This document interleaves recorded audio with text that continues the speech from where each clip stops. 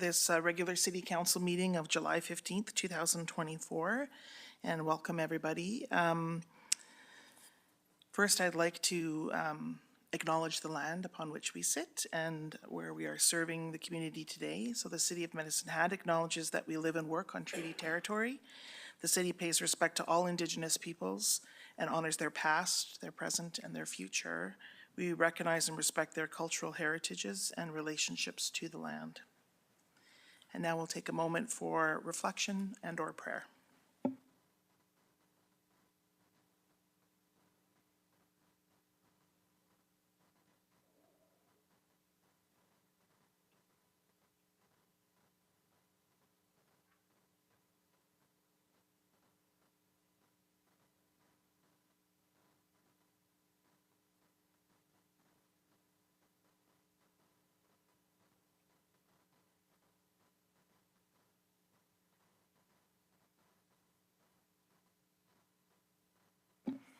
All right, thank you, everybody. Next on the agenda is the adoption of the previous council meeting minutes. Any errors or omissions with respect to the minutes?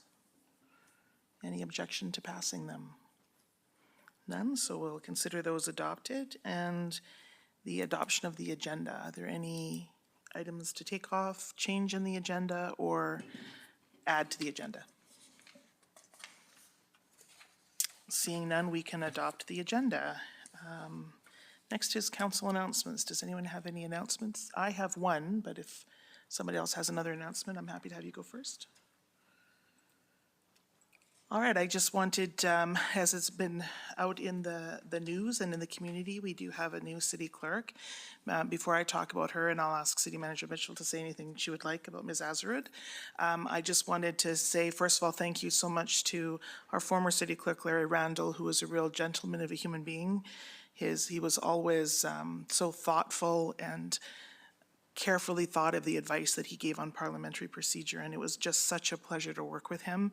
And I hope he goes off to many great adventures, but it was wonderful having him here and for the time that he was here. And I should also really thank our interim city clerks who have been filling in, of which we've had a few, including today, for their willingness to stand up and do this difficult, very public-facing job. And so thank you for all of your help and contributions to the successful meetings we've had.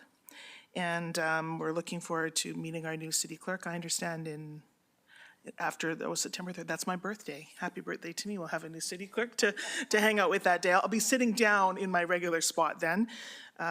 So it's wonderful to have her on board, and we'll hear more of an introduction when she's here in person, but just want to make sure I thank the people who had brought us to this point, and thank you, City Manager Mitchell, for looking for such a qualified candidate. Thank you. All right, so that's no other announcements? No. All right, so now we're moving on to the consent agenda. Are there any items that anyone would like to pull from the consent agenda for further discussion? Councillor Van Dyke. Yes, thank you. I just had one brief question from the Public Services Committee meeting minutes of June 24th. Thank you. Did you want to just ask that question now? I sure would. Sure. It's regarding the change to an RFP process for the Canada Day celebrations going forward, starting next year and then for a 3-year contract. And I just wanted to make sure that the two current and the recent recipients would be notified of this funding change and the application process, and anyone else in the community who's interested in applying. Okay. Thank you very much for the question, Councillor Van Dyke. City Manager Mitchell? I believe that is accurate, but just to confirm, I'll pass it over to Managing Director Stouth to respond. Thank you.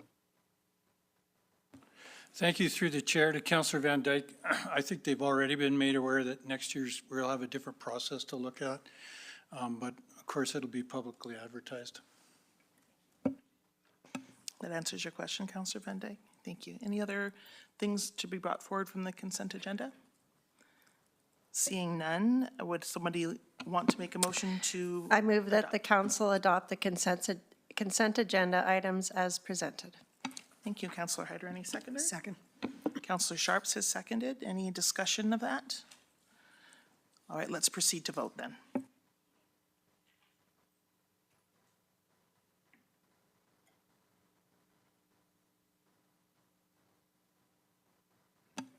And not surprisingly, that passes. All right.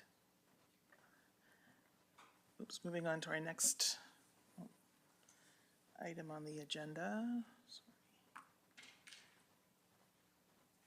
Is item 10, just so the public or whoever might be following along with their scorecard is aware, we didn't skip number 9. We didn't remove anything on number 9. It's just a bit of a typo. So let's, we'll move on to 10.1, which would have been 9.1, but we'll just call it 10.1. City Manager, would you like to introduce downtown enhancement and safety grants?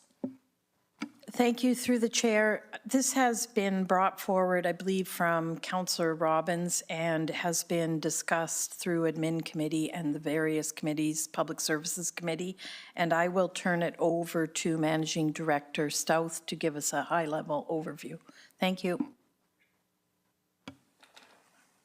Thank you, City Manager, and through the chair to council. In front of you is a council report.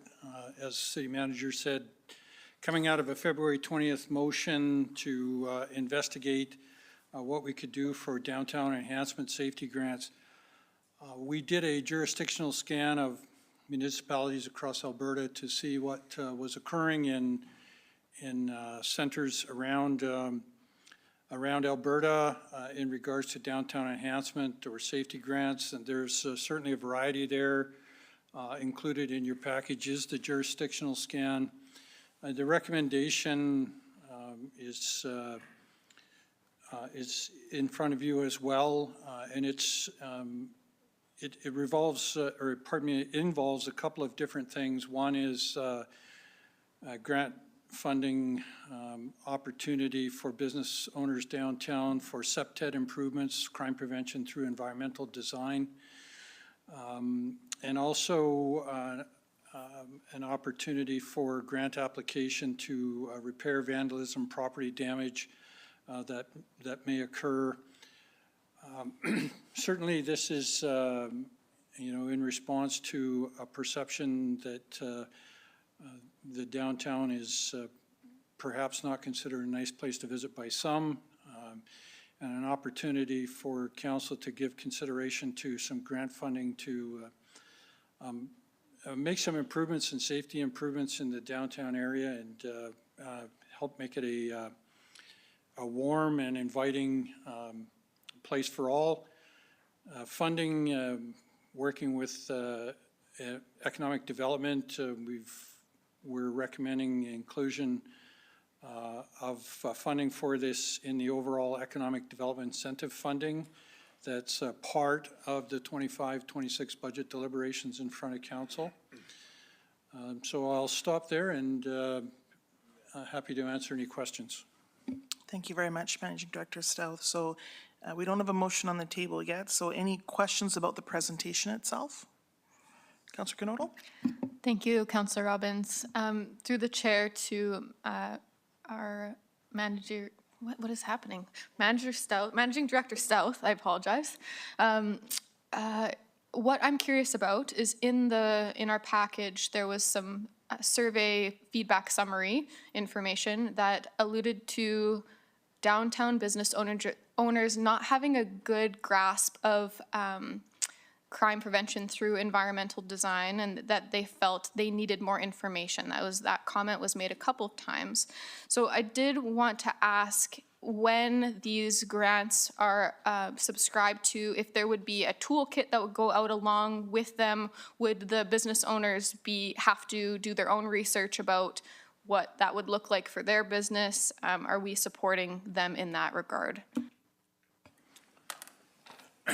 Thank you for the question, Councillor Knodel, and through the chair. It's a very good question. Yes, there was some curiousness from downtown business owners that we surveyed in regards to CPTED. Our CPTED analysts, experts are part of the Medicine Hat Police Service, and our plan in public services is to work with them to create an information package that we can work with in conjunction with the downtown patrol unit as well to get information out to business owners and explain what CPTED is and how it may or may not be able to help them with their business concerns. One more question, if you don't mind. Thank you for your reply, and through the chair, I am curious, is there any particular sort of litmus test? Is this going to be open to anybody with a storefront downtown, whether they're commercial, like a small business, or non-for-profit? This is open to anybody that holds space downtown?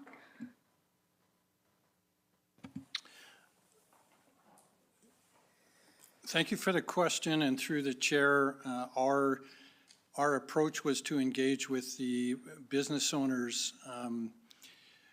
We have not delved into nonprofits that may hold business fronts downtown.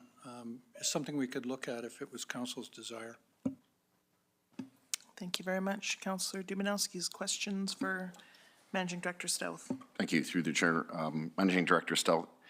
So I know I've asked this before, and I guess I'm curious. I don't see it here, not that I expected a response through my last set of questions, but around, are there any caps per se specific to, I see here it's 5,000 per application, but I guess my question was around, are there caps in totality per business, or is there an annual cap? Is there a lifetime cap?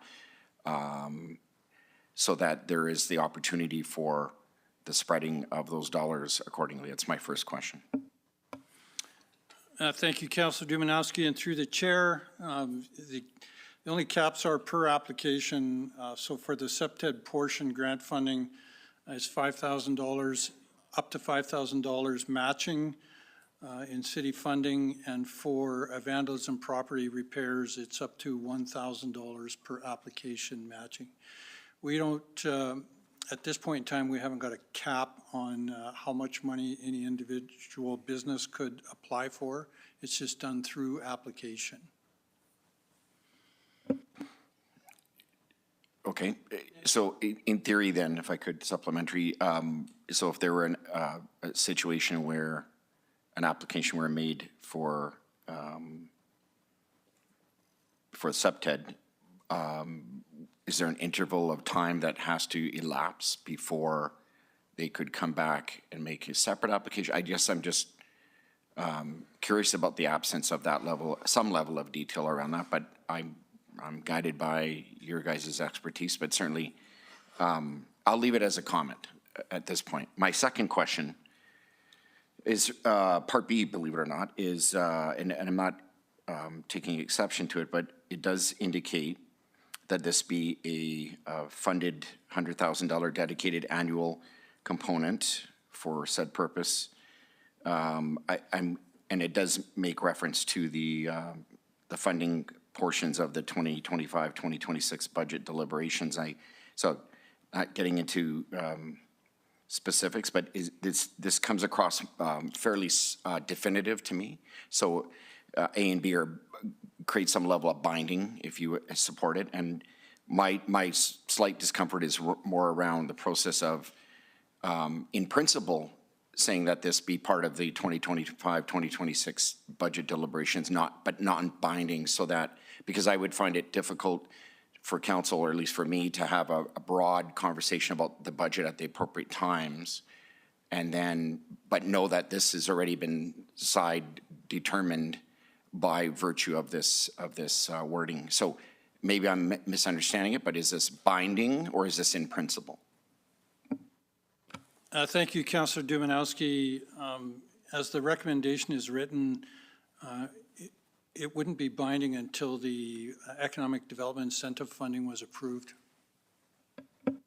Thank you. Councillor Hirsch, questions for Managing Director Stout. I do. So when you did the environmental scan, Managing Director, was there initiatives that blanketed the city rather than just downtown? Like, did you look at that scope? Did you find that some cities, instead of just focusing on downtown, they made it right across the city? Thank you for the question, Councillor Hirsch, and through the chair. Yes, there are some municipalities that do not limit their funding and enhancement grants to the downtown area. The majority are limited to the downtown area.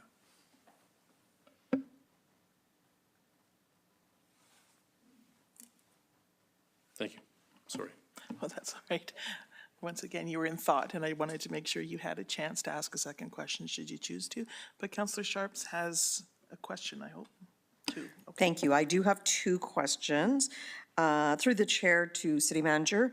The survey scope, can I get a better understanding of how the survey was executed and to where and who and how? Thank you through the chair. I do believe we answered that at a few council meetings ago, but my memory is a bit faulty, so I'm going to ask Managing Director Stouth to expand on that. Thank you.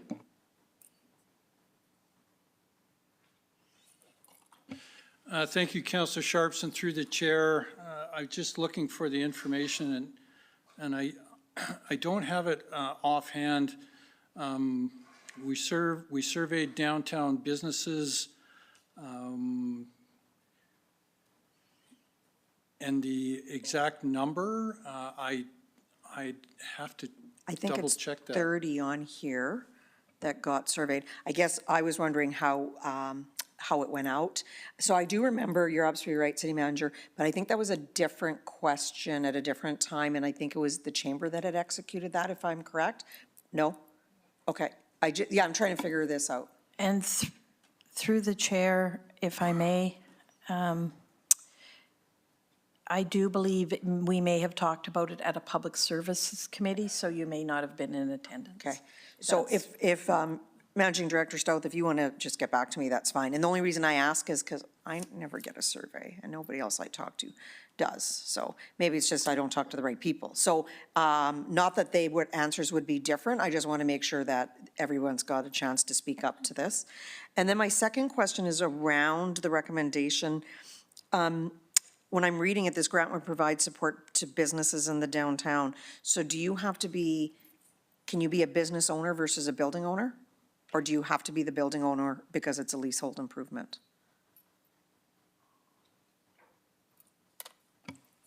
Thank you for the question, and through the chair. SEPTED improvements would be building owner, and vandalism could be a building owner or a business owner. So if a business owner is renting and they want to do something, they would actually have to have the application. If I'm understanding, if it's not like a physical gate, or if it's like a physical gate, they would need the building owner to make that application versus a camera that's removable? That is correct. Okay, thank you. Any other questions for Managing Director Stouth? If not, if anyone has an interest in making a motion at this time? I'll do that, Councillor Robbins, for you. Okay, I move that council provide direction to administration to create a grant called the Downtown Vibrancy Safety Enhancement Grant. This grant would be provided to support businesses in the downtown core, making crime prevention through environmental design, CPTED improvements, or vandalism, property damage repairs on their property.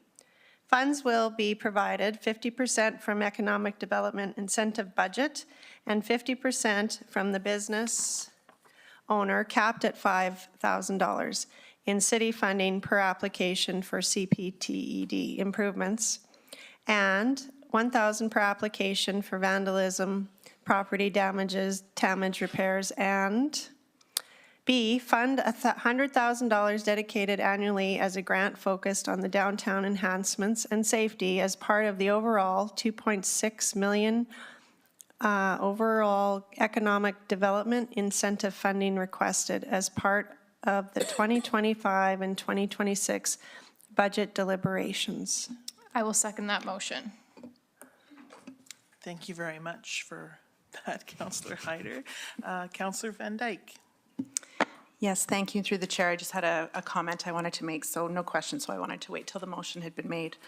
But I was very interested to see this come forward. I had been looking at policy and funding for programs like this in other cities in business improvement areas. And what I really like about this one is tying it to SEPTED so that in the hopes that in the future it would be preventing additional crime and vandalism, versus just always coming behind it, cleaning up after the fact. So I think that this provides some good parameters going forward.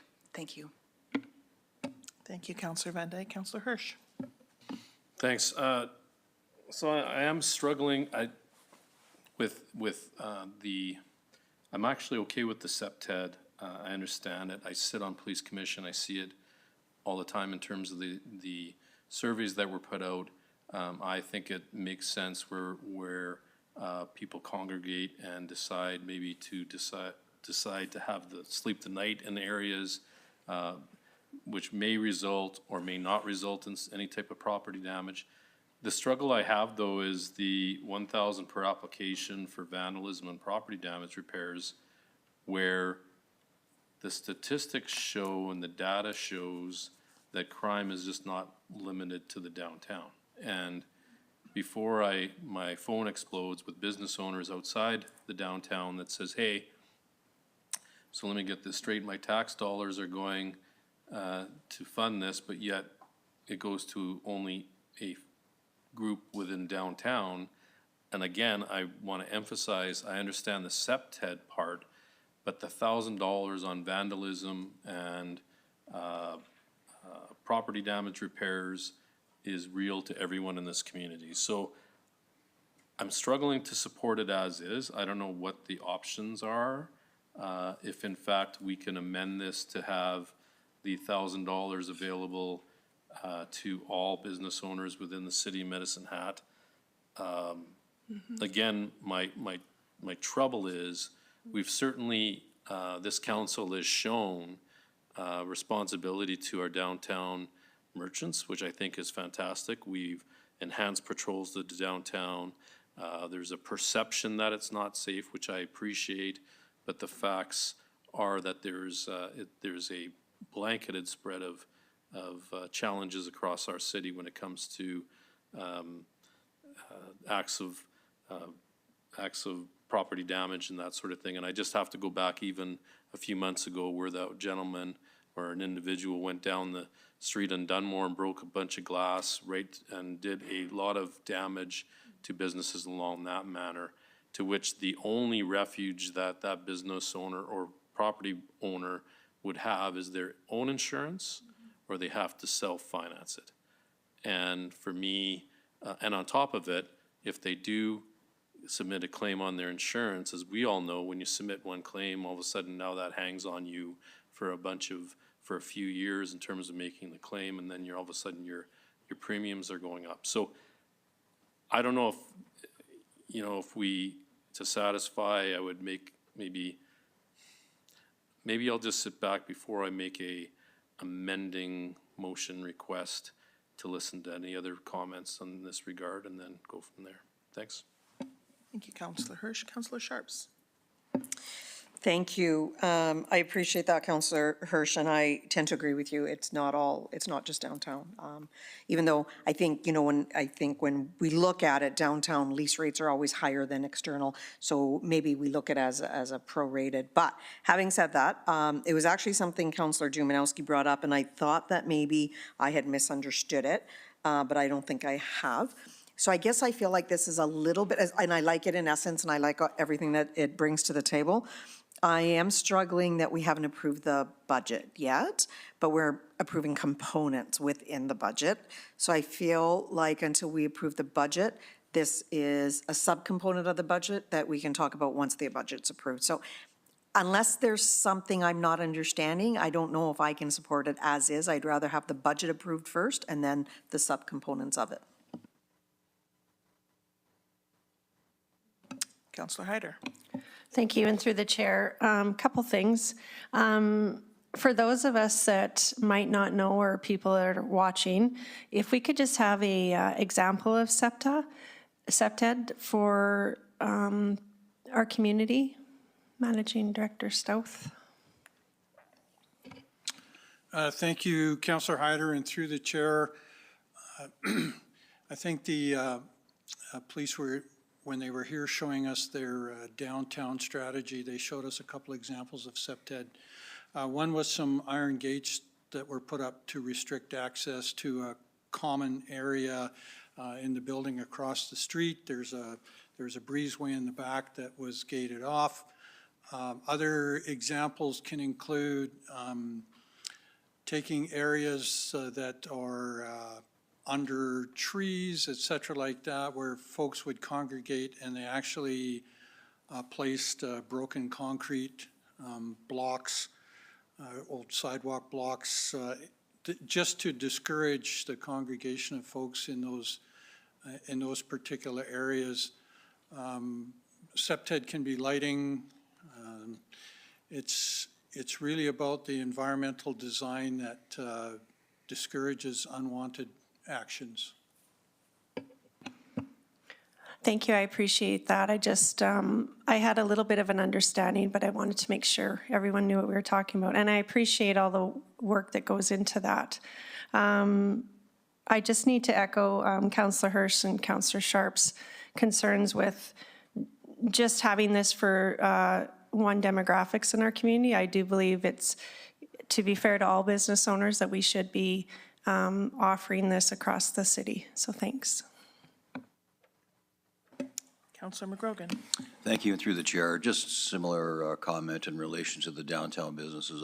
We've had a couple of commercial properties just outside of the perimeter of the downtown, and some of the same issues happen, though I do think for the majority of this funding, if it's approved, will mostly happen downtown, but I would entertain some form of a motion that would include other businesses in the community.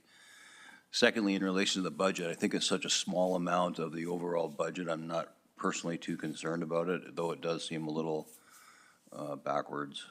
But generally I support it, but I would support it with a motion to include other businesses in relation to the vandalism. Thank you. Councillor Dumanowski. Through the chair. So the conversation is well-intended and certainly appropriate.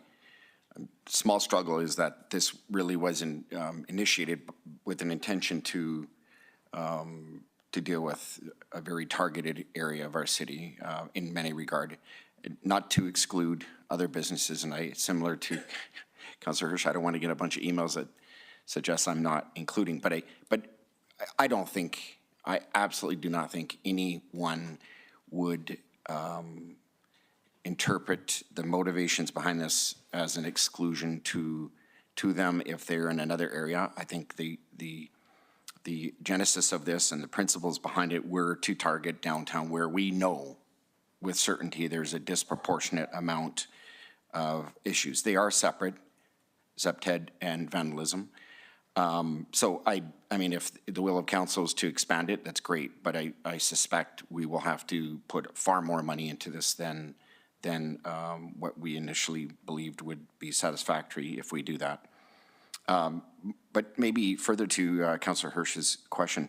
So if there, I mean, in many cases, we're thinking a little bit of graffiti and business owner comes and identifies that there's a problem, they get a third-party company to come in and, you know, clean up the graffiti. But in many cases, the graffiti or the vandalism could be significant. And I'm wondering, to my knowledge, and I'm certainly not an insurance expert, but vandalism is outside of your kind of, or included as part of your comprehensive insurance, and in other words, is not binding from the standpoint of affecting your premiums because it's outside of your control.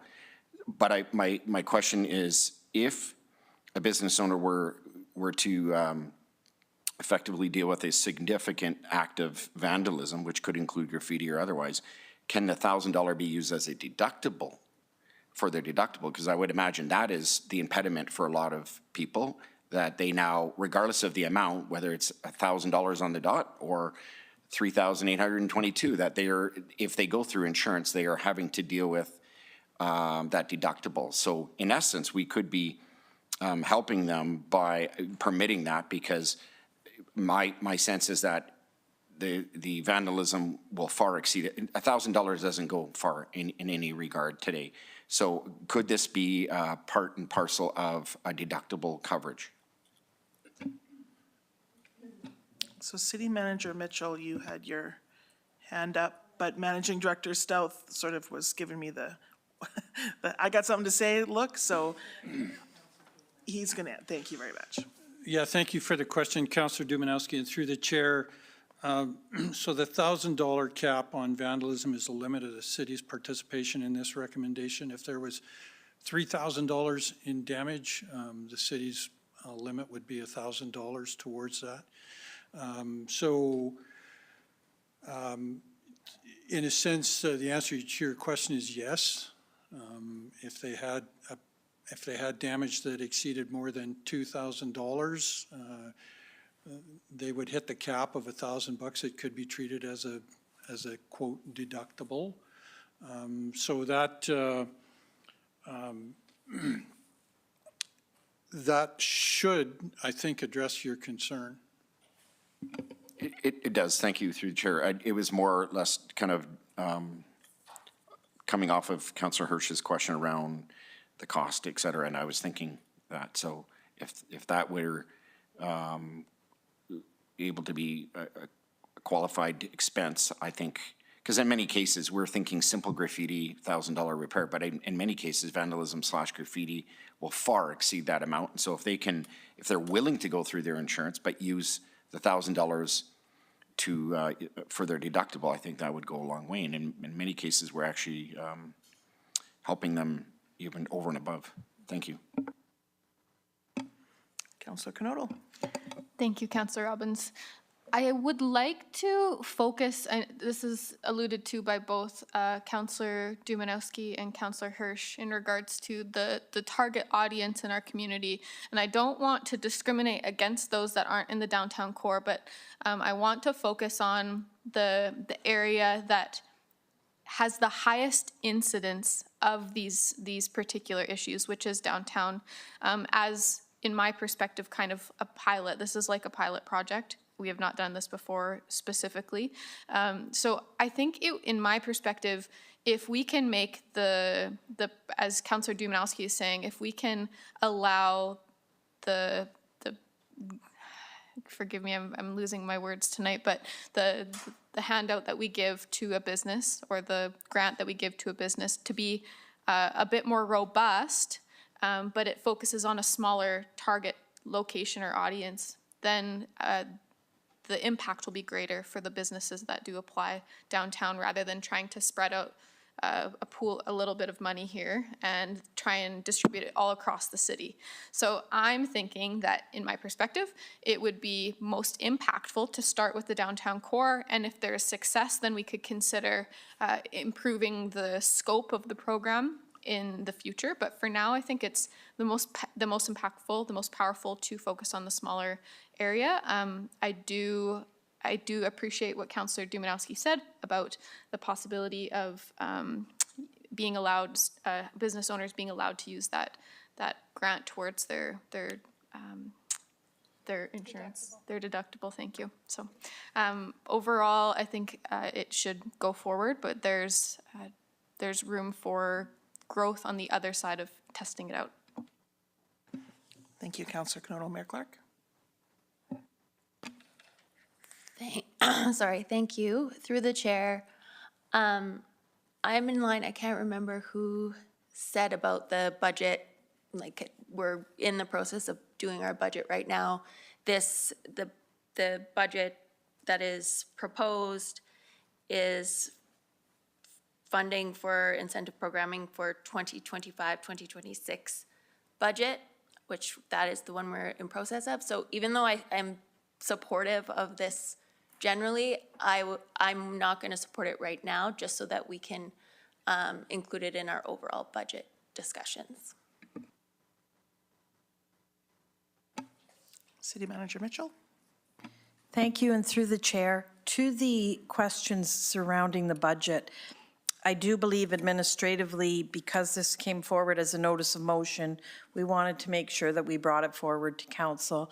But certainly, I would recommend that perhaps we table it until further budget discussions. And if there's specific questions that we want answered, we just want to make sure that we had explored the option because it was a notice of motion. The direction was before us as administration. So we've done that, but I do agree that it shouldn't be cart before the horse with regards to budget. So, and I think that's what Councillor McGrogan said. Appreciate it. Thank you, City Manager Mitchell. Councillor Hirsch?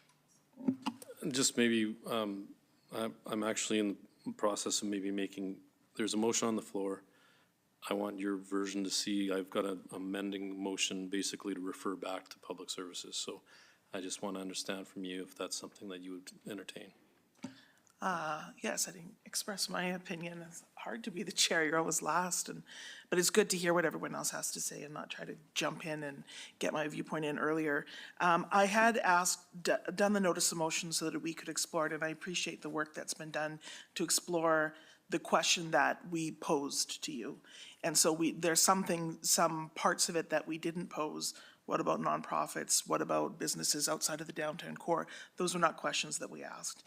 So if it's the will of council to ask those questions and look at it in the bigger context of the budget, I don't have any issue with that. I'm very supportive of what's been put together so far. I appreciate the jurisdictional scan to understand, but I will say for me, I would, and there's no motion I'm going to stay open-minded about it, but the reason that I was focused on the downtown core was the information that we were receiving that people did not feel safe there. And so I wanted to address that safety issue. So it's beyond, everyone has vandalism they have to pay for. It wasn't really about that. It was about enhancing people's feeling of safety when they're in the downtown. We've spent a lot of incentive money over the years. Business have spent a lot of money to make downtown a really beautiful place to be. And I felt that was the reason to focus on the downtown as opposed to every business in the city. All of them, of course, have needs, and I understand that. But it was really about the public perception. And we've heard that several times from the police, including a presentation about CEPTED and things that could enhance that feeling of safety to get more people into the downtown core. And it is part of our strategic plan as well. So that was my considerations why focusing on the downtown was the way to proceed. And that was the motion that we asked you to research. So if there's going to be referral back, if there's a suggestion of referral back, as Public Services likes to work, we are happy to consider all kinds of other options. But I think that the questions that have arisen, we could have brought them up in the original motions to give you a chance to do that research as well. But better than late than never. We still have time and we still want to consider it in the whole context of the budget. So those are my thoughts for what they were, Councillor Hirsch. Well, and your point's well made. Again, I have no challenge, like I said in my earlier comments in regards to the CEPTED. What tripped me, to be honest, is the 1,000 per application for vandalism, property damage, repairs that I think collectively, my point is it goes across the city. So with that, and I don't want to be prescriptive, Madam Chair, so what I am going to move is that this item be referred back to Public Services for additional review. Council feedback has been given, and have this item return back to consideration after the budget is passed. I think it might have to be considered before the budget is passed. I thought there was discussion that we are doing one-offs here. Because I certainly can. I move that this item be referred back to Public Services for additional review. I just wrote here, council feedback has been entertained or discussed tonight. But this, and this item be returned back for consideration for council after the budget is set.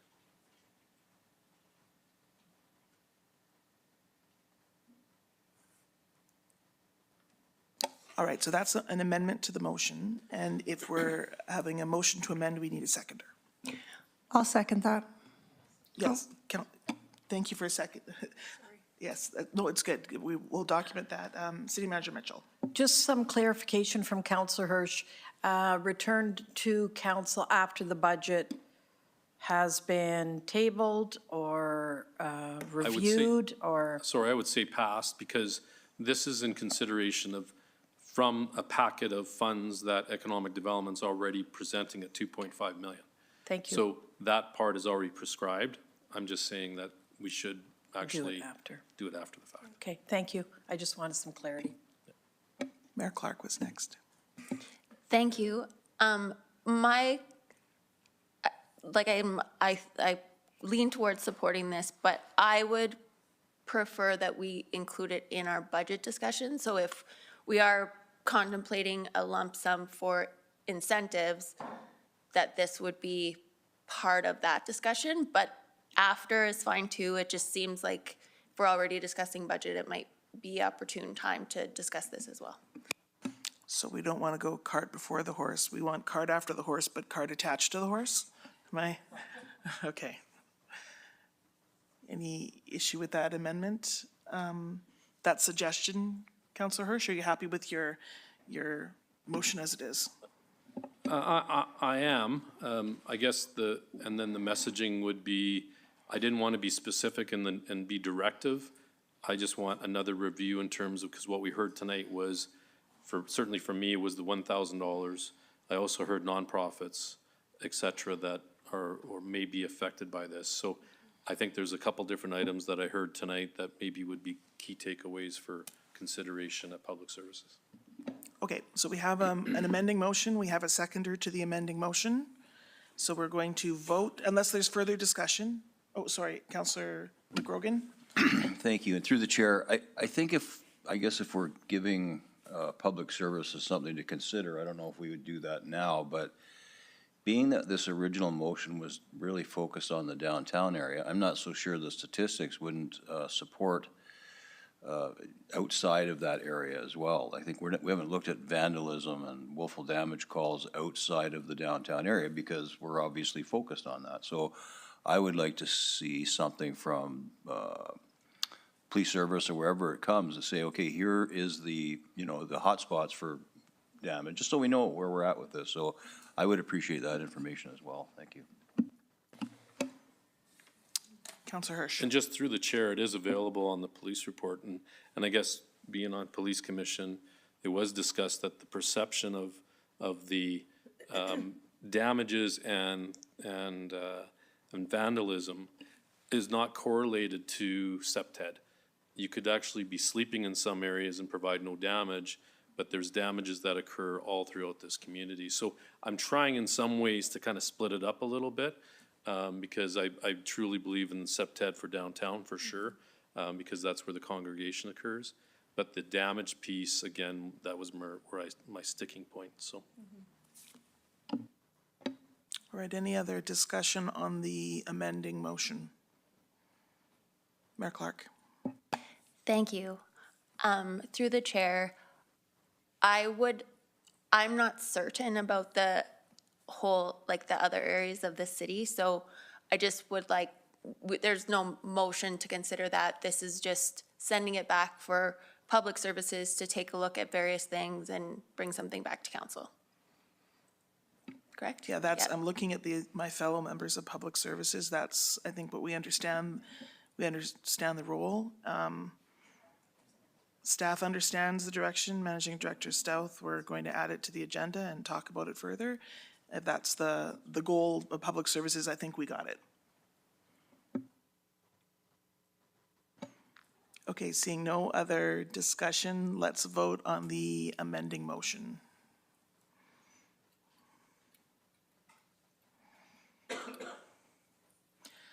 All right, that passes, and then we need to vote on the original motion now as amended. Do we need to put it back onto the screen, or is everyone? Yeah, if we could put it back up just so we can see it again, and I can read it out if anyone wishes me to do that. The beginning is not altered. It's just on the second page that we've have the amendment. Yes, Councilor. Sorry, to the chair. So was not the amending motion to refer it back, so why would we vote on this motion? Because this is to pass it. I didn't think so, because we had this amending, we have to vote on the amendment to the original motion and then pass the amended motion. The amended motion is not funding this, it's sending it back to Public Services. But first, we had to agree to amend it. And now that we've agreed to amend it, we have to vote on whether we want to send it back to Public Services. Point of order, I think it's a motion to refer rather than a motion to amend. I know it was said amend, but I Yes. think it is actually a motion to refer.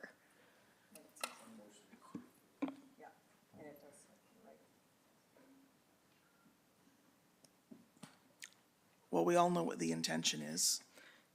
Is that, Well, sorry, I'm in support of the concept of this, but I don't want to vote yes on something that's being referred back to committee. I would vote no on this then. no,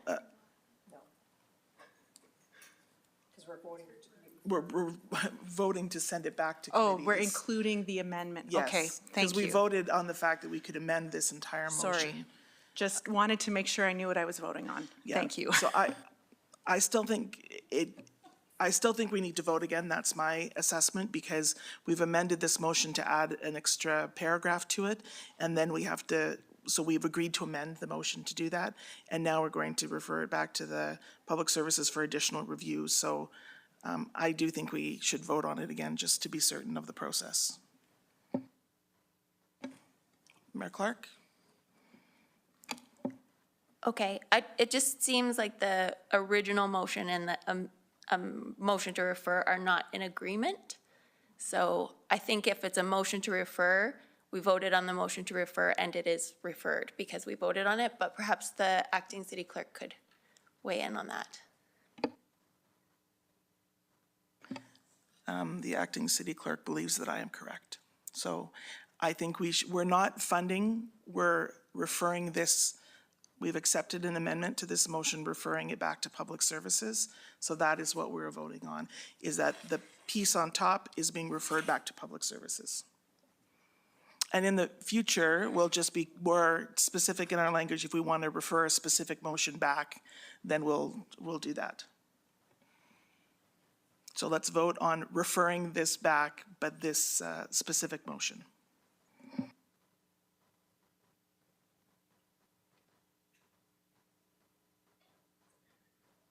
All right, that was exceedingly painful and unnecessarily so, and I apologize to you all. But it's back where it's going to be, and it's all going to work out. Staff, committee, everyone's we're all on the same page, believe it or not, even though it didn't seem like it for a moment there. All right, so moving on to 10.2 CFO report, City Manager Mitchell. Thank you through the chair, and as we do, we like to bring forward updates on the current budget and the overall financial health of the organization. And with that, I'll turn it over to Managing Director Egert to give a presentation. Thank you.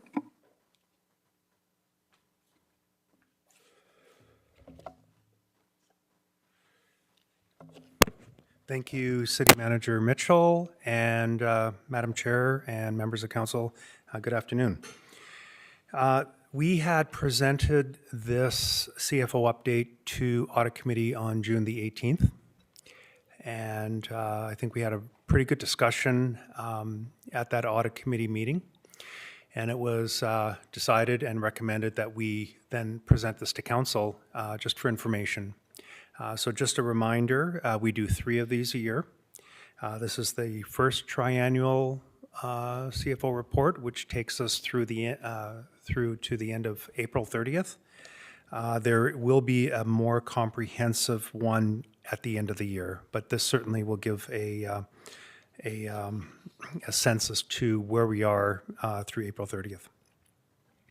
So going back in time a little bit, the intent of the CFO report was to provide a financial perspective to our stakeholders, which includes council, which includes the residents of this community, as well as the employees of this organization. It's really intended to highlight the financial performance of the City of Medicine Hat and tell what I call the financial story.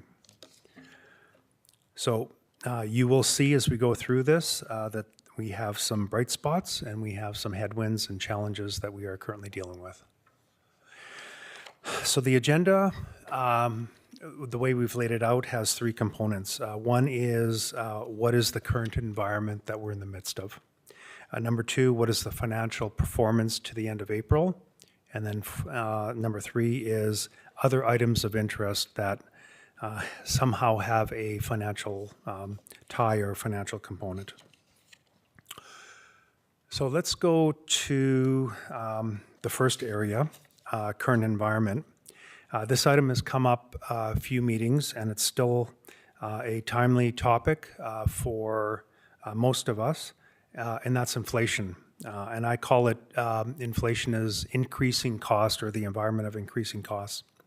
So the Alberta inflation rate to the end of April, year over year, was 3%, and the May one has been issued. That's approximately 3% as well. So inflation, the rise of costs of goods and services, continues to increase higher than the Bank of Canada target zone of approximately 2%. And inflation impacts all of us, including the City of Medicine Hat. So the Bank of Canada, as part of their role through monetary policy, is utilizing their key interest rate as a mechanism or as a means to trying to influence inflation and try to dampen it. So the Bank of Canada just recently, I think it was just a day or before our meeting or the day of, June the 18th, was actually the first G7 country to start reducing their key interest rates, and they did that by 25 basis points, or 0.25%. So that took the key interest rate down to 4.75%. We're expecting other countries to follow suit. And why is there such a focus on inflation? Because everything that we do, from purchasing goods and services to wage negotiations to interest loans and interest payments, are all impacted by key interest rates and inflation. So the Canadian core inflation rate, so all of Canada now at the end of April, was 2.7%, so a little bit lower than what we were seeing in Alberta. And in May, so a month after this report was completed, rose to 2.9. So still increasing, still within the target zone of 1 to 3%, but still a ways off to 2%. We expect, from what we're hearing from the analysts and the big banks, is that Canada will continue to see interest rate reductions later this year in 2024. And as a matter of fact, for those of you that are interested, tomorrow will be an inflation announcement for Canada, and then the Bank of Canada will meet later in the month, and we may expect another rate reduction.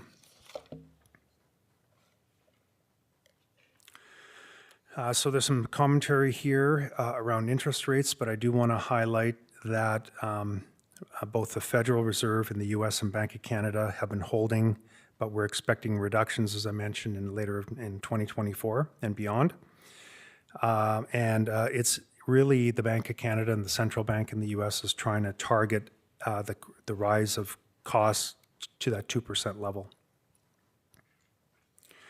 The one benefit of the rate reduction is that our fixed income or our bonds, the way they're priced, will actually benefit from a reduced interest rate. So that is a absolute benefit of having a diversified portfolio.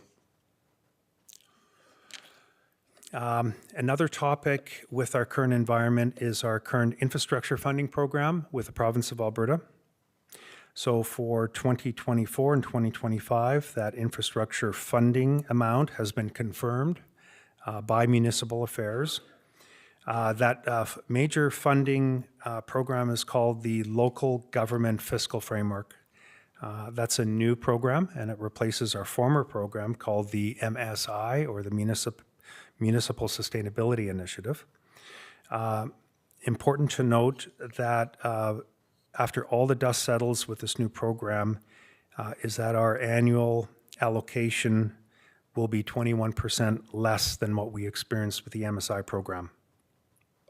So from approximately $11.1 million over a 10-year average down to 8.8. So you can see there our 2024-2025 allocation of 8.2 million and 9.5 million. That's been confirmed. And we expect to have those confirmed in advance as we go forward. Important to note is the allocation amongst all the municipalities that share in this pool has been changed as well. So formally, it used to be per capita and the education property tax mainly, as well as a small component of roads, kilometers. That's now been changed to 65% population, 15% the amount of our capital assets, 10% of the amortization of those assets, and then 10% of kilometers of local roads. So we believe that this is an appropriate allocation methodology since, number one, population for the most part drives infrastructure. And we do like the increase of kilometer of roads due to the geography of Medicine Hat being coulees, and roads don't go straight necessarily. So we have more roads than the average similar type of municipality. The third one, electricity. So this is electricity prices, and we're seeing stability. Stability compared to what we saw last year, in part or largely due to the council-approved floor and cap on electricity, the floor of 11 cents per kilowatt hour, and the ceiling of 11 cents and the floor of 7 cents. And so this will continue through 2024 until we receive the KPMG report, and we'll take that and move forward on what the pricing plans look like for electricity. Managing Director Agat, I'll just interrupt you for a moment because Mayor Clark has a question. Thank you. It was on the slide about the reduction owing to the LGFF. I just wanted to get your response on the tax. What does the difference between 11.1 million and 8.8 million mean in terms of property taxes? Thank you. Good question. So if we were to fund the difference through property tax revenue, which is a good starting point, every $900,000 that we would collect from property taxes translates to a 1% increase. So the difference there, and I'm doing quick math, is approximately, what is that, 2.5? So 2.5 million divided by 900,000, so about 3%. I have a question from Councillor Sharps as well, unless you had a follow-up, Mayor Clark. No, thank you. Councillor Sharps? Thank you. I'll just piggyback off of the MSSI and the LGFF. Managing Director, did we not take a decrease also in 2022 and 2023 under MSSI? So I don't think this is our first hit, is it? Can we just remind the public what that looked like? Because in its entirety right now, it says 21%. So you think, well, you know, maybe that isn't so bad, but really it's been 2 years running on top of the 21%. If you could just touch base on that. Yeah, thank you for the question. And through the chair, over the last few years, especially during COVID, that funding has increased and decreased quite significantly. At points where there's some years that we actually had doubled up the grants for that year. There was another cut. When we look at what we received and what we're anticipating going forward, that translates to 21%. So there was a decrease, yes, but when you look at any particular year in isolation, it may not be representative of sort of what that grant program looked like.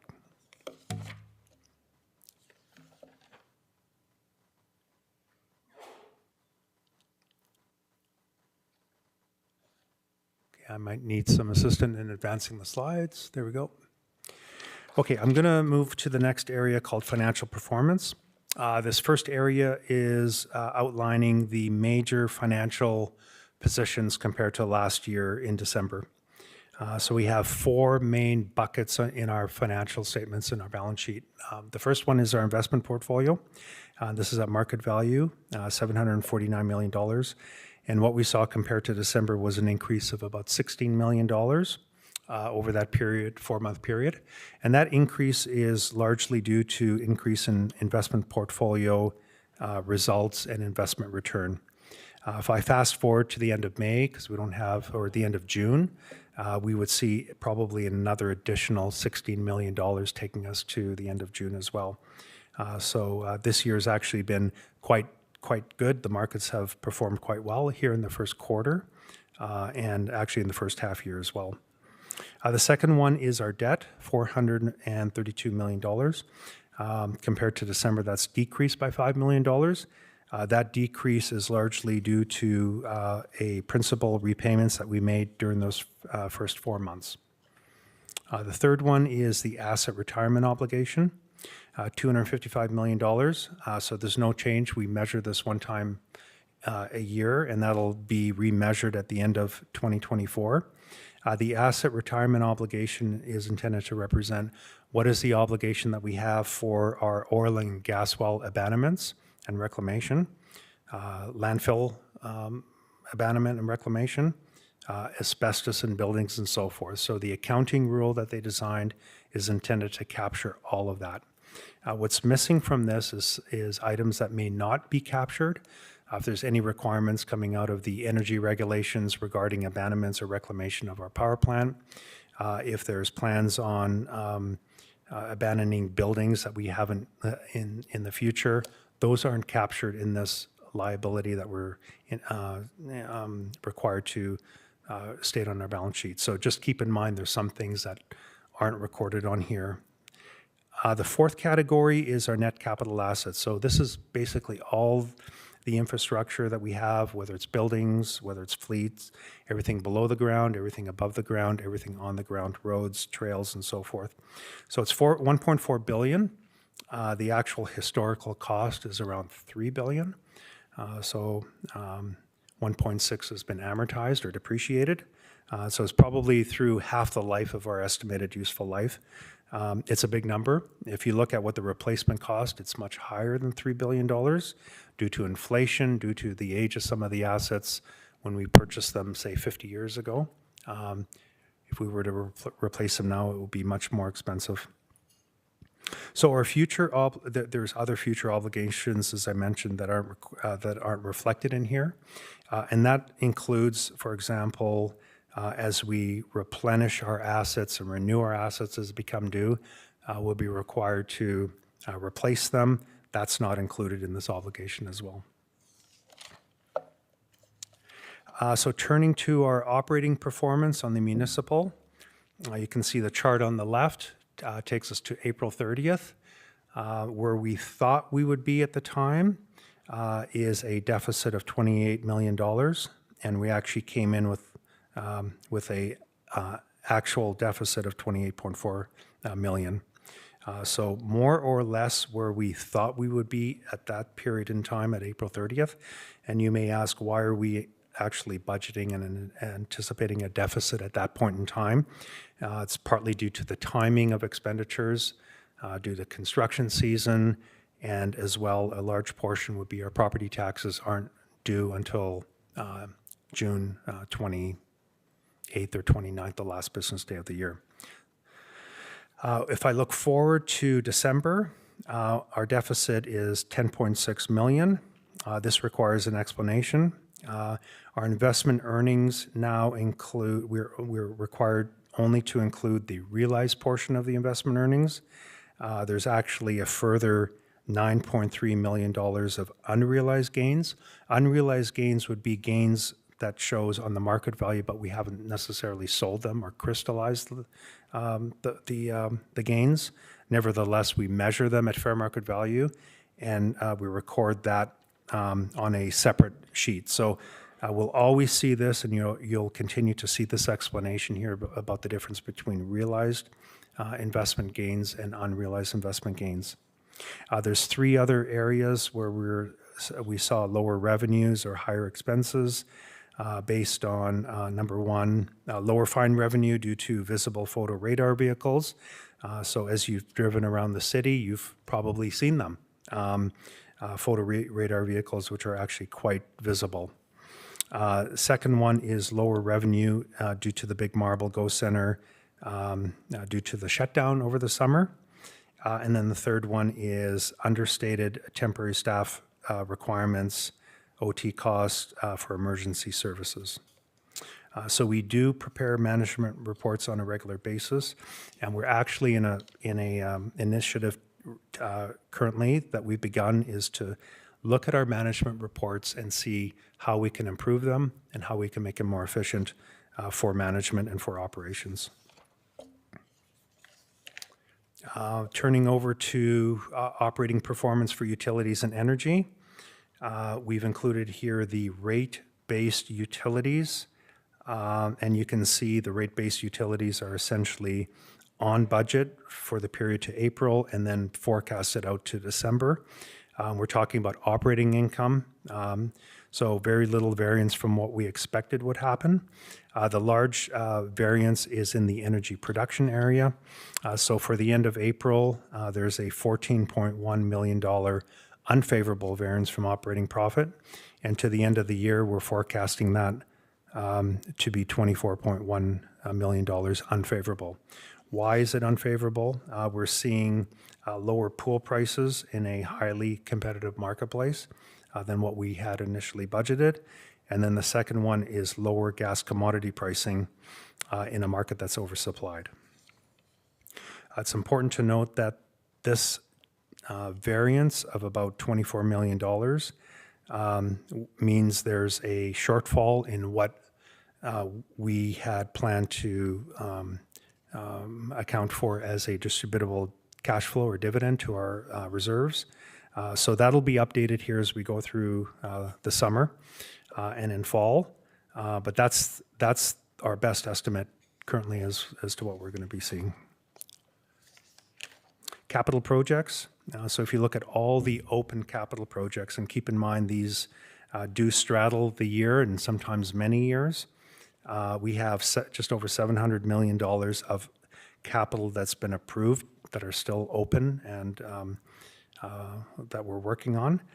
To date of those projects, we've spent and committed through purchase orders and contracts, $328 million. So there's approximately $378 yet to be spent on those capital projects. And if you run those numbers, we're essentially on budget. So there's an expected favorable variance of $1 million. So capital projects are currently tracking budgets as council has approved. On the investment management side, our investment portfolio as market value, $749 million. To May, that's increased by about $16 million. So the performance to date to April is a return to date of 3.91. That's above our benchmark, which is an important number. So we always compare ourselves to benchmark and what others are doing and what the market is doing.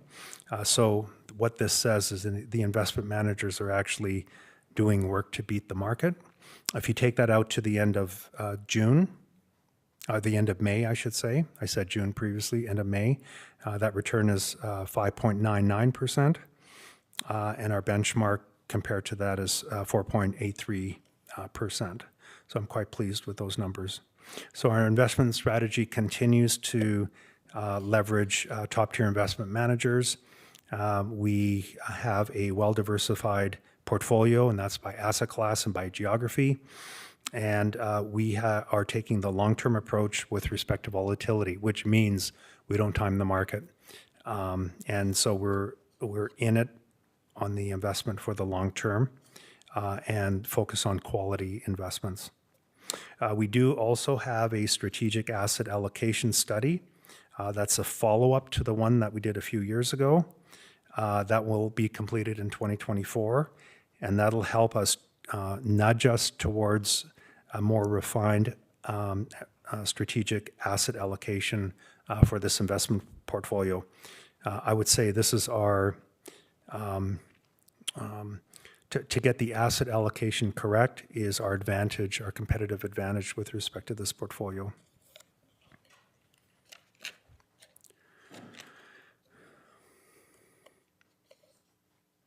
I'll just touch on a few things here. Economists are predicting a soft landing, which means we're avoiding a recession. Equities, which is on all the markets, are seeing record level returns on year-to-date returns. Fixed income, we're seeing, looking forward to rate cuts going forward in the rest of the year and into 2025. And infrastructure, commercial mortgages, as it relates to the real estate, that particular segment continues to struggle. But we do have a diversified portfolio, which is exactly what we're trying to do with this strategy. Financial reserves. So council policy has established these reserves. And we will be coming to council shortly proposing 2 additional reserves. Those 2 additional reserves are for abandonment and reclamation. And the second one is related to energy transition. The purpose of these 2 reserves and why we want to bring them forward to council is to say that we do have the funds earmarked for certain activities. And there'll be very specific criteria on what they can be used for and how we get approval for that as well. When residents look at our reserves and even municipal affairs, with all due respect, they look at a unrestricted reserve and they're saying, do you not need this money? And we're saying we do need it for these things, especially for abandonment and energy transition. So that's really one of the emphasis of why we want to bring this forward. When you look at community value, and many residents say, well, what is the value of having these reserves? Of course, our reserves are used to pay our day-to-day bills and our obligations. We do have future replacement of our assets and infrastructure. All of our assets need to be replaced at some time, and that includes abandonments. Cover operating shortfalls for unexpected events, like a heat wave or a rainfall or a windstorm. Holding other levels of government grants and donations. So we do receive grants from other levels of government that we hold in a separate account until they're spent, and that's part of these reserves as well. And then energy transition and future growth opportunities. So financial reserves contribute to our sustainability as a city, that we ensure fiscal capacity and flexibility. Debt management. Our debt is currently at 432 million, and that's more or less where it's at today as well. So we're within our debt limits. For 2024, the forecast is 59% of that municipal affairs limit. Our average interest rate is 3.48%. That's often a number I'm asked is what's our average interest rate? That's a good interest rate, 3.48%. Many of the debentures that are maturing, I'm looking at them and they're up to 5 or 6%. So at the time we had actually purchased them, whether it's 15, 20, 25 years ago, that was the going rate. The one thing about the debt management, we do manage this quite closely, is the revenue that we see on an annual basis is the test to see what the limits are, and that revenue changes every year. So once we commit to a debenture, that debenture could be there for 10, 15, 20, 30 years. And so there's a sensitivity here on the revenue. A 31% reduction on energy revenue will cause us to meet that 70% limit. So it gives you an idea of what that sensitivity is. So that's it for the financial piece. I do want to go now to other areas of interest. I've shown this slide in the past, and this is part of our budget approach as well. Stability or financial stability allows us to and leads us into a livability. So financial sustainability ensures that we keep the advantages that we have today. And it is a balance. How much do you focus on financial sustainability? How much do you focus on creating a livable community for current residents as well as newcomers? And so as part of that balance, we need to consider the best interest of the community as a whole. Our financial sustainability fiscal targets, there's 2 broad targets. These are corporate objectives that will guide our 25 and 26 budget. The first one is balancing the delivery of our services with competitive taxes and utility charges. That's what we do here and now for this year, for 25, 26. The second objective is looking more into the future. That ensures that we have fiscal capacity and flexibility, that we can meet future obligations and opportunities. So that's ensuring that we are set for the future and that we're successful into the future as well for future generations. I do want to touch on the KPMG third-party review as that's in progress. The KPMG third-party review is an independent evaluation of our energy business. The report that will be issued later this year will confirm an overall strategic approach for the city, which will deal with things such as ownership model, that's on the business, how we do business, and the governance of that business, rate design and the dividends or just distributable cash approach, and then thirdly, competing trade-offs and complexities of this business. So the report that we expect to receive will inform future decisions to make sure that we are creating optimal value for the community.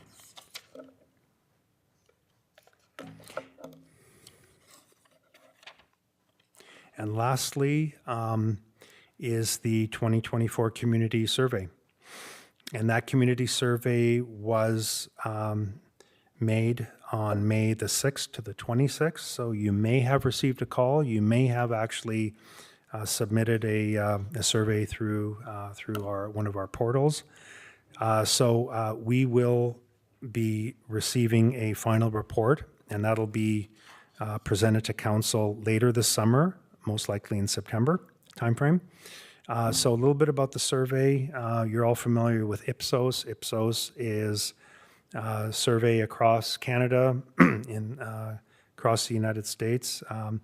And the surveys they do are considered representative of Medicine Hat residents. So it is reliable data, and sometimes we need reliable data here to sift through the noise sometimes is what is real, what is not real. So the results are then benchmarked against what we did 2 years ago, but also other municipalities that have participated in similar type of questions. So as I mentioned, the first survey was conducted in 2022, and this 2024 report again will be presented to council later this summer. That survey will support administration in making decisions into the future. And Madam Chair, that's it for my presentation. Thank you very much, Managing Director Eggert. Are there any questions, Mayor Clark? Thank you. Could I have a bit more explanation on the deficit? Is that what was referred to as the municipal budget gap okay. So that was projected to be 6.3 million in your November 2023 report. I understand that you mentioned some things that got in the way of that. It seems substantially higher than that now, 10 something. And then you mentioned that our unrealized gains are about 9 million. Is that a factor that you included in the previous budget update? So thank you for the question through the chair. The budget gap, this already assumes the budget gap is being funded through reserves. So this is above and beyond that. The realized, unrealized is a brand new standard that we're now have rolled out for starting January the 1st, 2024. So this is new for us. And we're going to see that explanation going forward. Previously, it was not market value and realized, unrealized. It was essentially realized. So all municipalities will be adopting this new standard through financial instruments is what it's called. Many other not-for-profits or public sector, like the colleges and universities, have already implemented this many years ago. So when I say there's a deficit of approximately 10 million, but we have unrealized gains of 9 million, our initial budget assumed it was both realized and unrealized. The accounting standard says we're only able to recognize on our statement the realized, not the unrealized. So we still have made that gain, it's just not realized. We haven't cashed in, we haven't crystallized it, we haven't sold it. If I may ask a follow-up through the chair, if we were calculating it based on how it was calculated in 2023, what would be our deficit? So you would add that unrealized portion So like 1 million? back, yeah. So that's substantially lower than the 6.3 million. So through the chair, the 6.3 is still there. That's a challenge that we have that we want to eliminate through 2026. In addition to that, it's another $1 million that we're seeing here to the end of April. Okay, thank you. Any other questions or comments? Councillor Dumanowski. Through the chair, thank you, Managing Director. Good report, interesting, lots of information to digest. Small one, I guess, to start. There was a comment around, I can't remember which slide, around the photo radar revenue being down. I guess with there being a, as I understand it, just from reading out in the public, not through the halls of City Hall, but that there is a review being done currently by the province to withdraw entirely from photo radar by end of the year. There's a decision to be made by the end of the year, not certainty around that. But what impacts or implications, I guess that would be presupposing they do that. But have we looked at that, the impacts of the certainty of fine revenue being completely eviscerated, if you will, from our revenue components? Not that we look to that, but it is a revenue component. Have we done any analysis around that? Do we have any impact analysis around that to start? That's my first question. So through the chair, we have seen a reduction over the last few years based on, I'll say, incremental rules that the province has implemented in terms of where you can set up photo radar and so forth. So we have, in general, seen a reduction over the last few years in what our annual revenue is. The revenue forecast here for 25 and 26, or even 24, is with feedback or data from the police service. In terms of if all photo radar would go away, I don't have the exact number, but it would be probably in $1.5 to $2 million of photo radar revenue. That would be, we'd have to look at other funding sources for the municipal service. And just note through the chair, I'm not trying to create more conversation around photo radar than needs to be happening, but certainly that is a conversation that's happening on a provincial level. So I'm glad it's on our target as far as what impacts that could have. My thought is, probably shouldn't say it, is if you're doing analysis of it, there's probably a greater chance of the conclusion of why you initiate it to start happening than not. So I want to be, I want to be prepared for that. Could I just Sure. just respond to that, Councillor Dumanowski, through the chair? And there's various purposes for photo radar. Safety being one of those reasons as well. We do look at those budgets every year and incorporate what we're seeing is really I'll call it the constraints by the province, as well as feedback from Medicine Hat Police Service. So that is looked at on an ongoing basis. And so it's not like it would disappear all at the same time. I think we would have advance notice, significant advance notice to be able to react to that. Yeah, just before I was getting to my next question, your rebuttal caused me to think of another comment around that. I mean, when we look at what used to be called MSI, now the local, fill in the acronym for me. Yeah, LGFF, the Local Government Fiscal Framework. Thank you. Why couldn't they have just left it as MSI? I was used to that. But I mean, we're seeing a reduction there, and this in essence could deliver the same kind of impact to us. So yet again, if we fold that into the totality, I know it's a different pocket, but it is another form of incremental download. So my next question is around the slide, page 48, I don't know what slide it is. Slide 11 on the report around the delta between what was expected and what is projected on the commodity variance side. Can you just elaborate a little bit more on that? I guess my preamble to that is that we've come to expect in the last year or two, we've seen and enjoyed many different performance responses from the markets, sometimes not to our favor because we're making money. At the same time, we're trying to budget for future abandonment and other sizable, significant impacts to our energy business. But can you just talk about the short-term impact of that delta, that difference on our plans? So through the chair, we did note several years ago that this is a very cyclical business. Commodities is a very cyclical business, and especially with uncertainties in the market around supply and demand.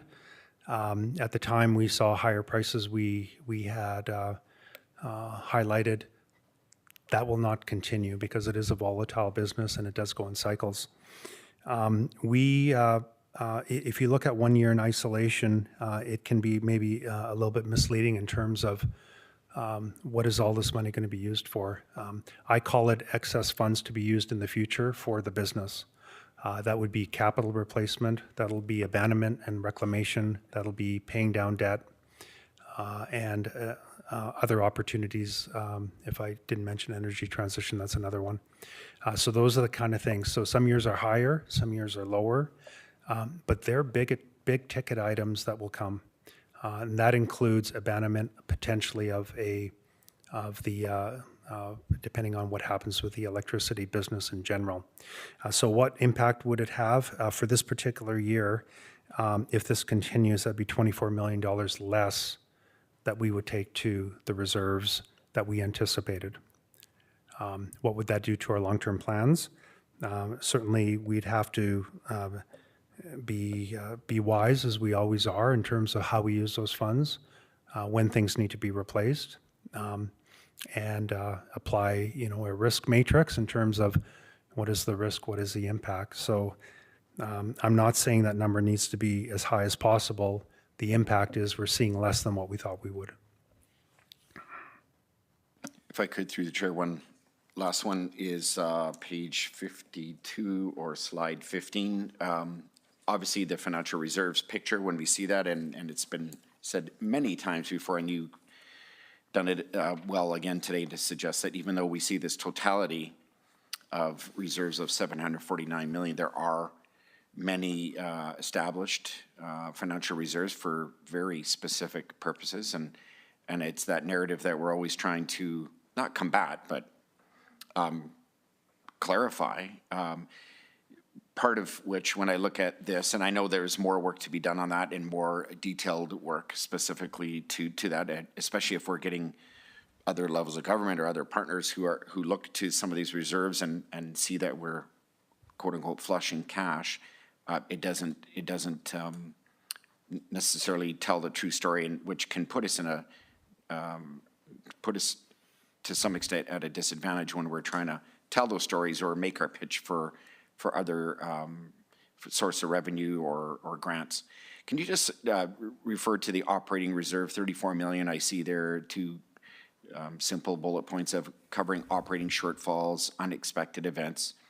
That one to me, if I'm looking at this, and I am, but if I'm Joe Citizen looking at it, I'm going, you have a sizable reserve that is dedicated, but really is quite flexible from the standpoint of how it's being qualified here. Can you just explain the necessity to have that size of a reserve, or why we have that size of reserve, and where maybe an example of where we have necessity to have that, so that the public can understand that Because otherwise they just see operating reserve 34 million and it looks like a fund that could be easily accessed, if you know where I'm going.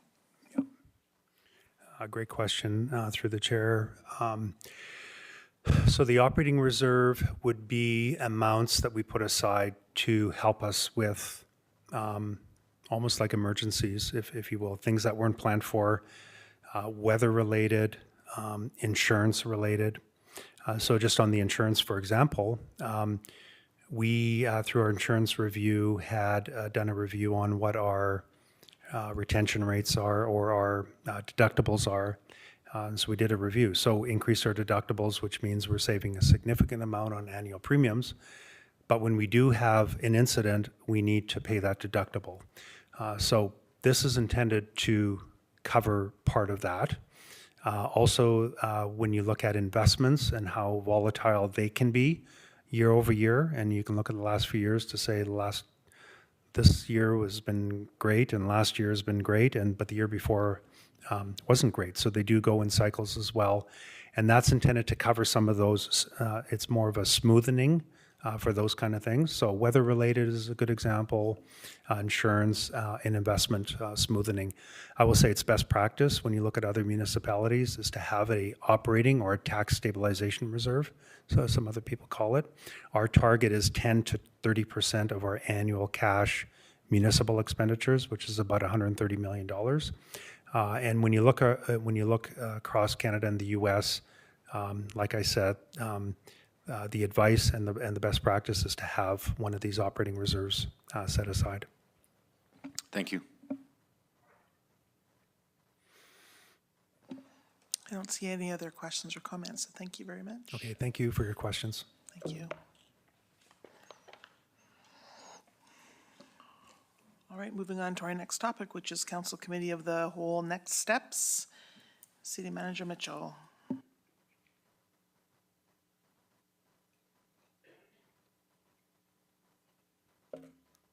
Thank you. And we had on July 9th a meeting, and I believe it was a lengthy meeting. Apologize for missing it. But we did get some feedback on the meeting and after the meeting.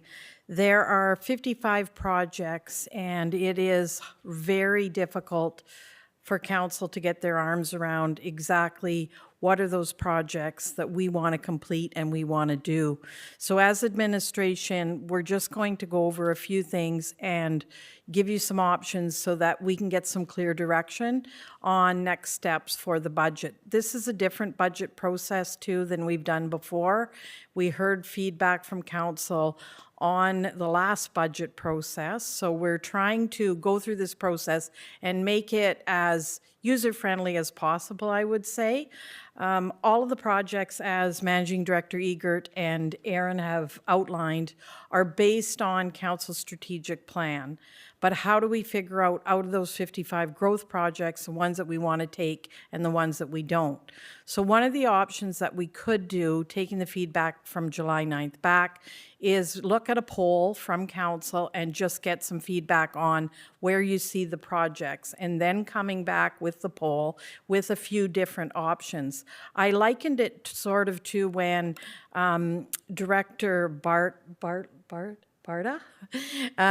comes back to tax rates and puts forward the different options for the tax rates. If we do this tax rate, it'll affect the residential, the multi-residential, the other one in this manner. So if we do a poll with all of council, it'll give you the options to give us your feedback on those 55 growth projects. We could bring it back then and say option number 1 would be to do these projects that you've identified and you clearly favor more over the other projects.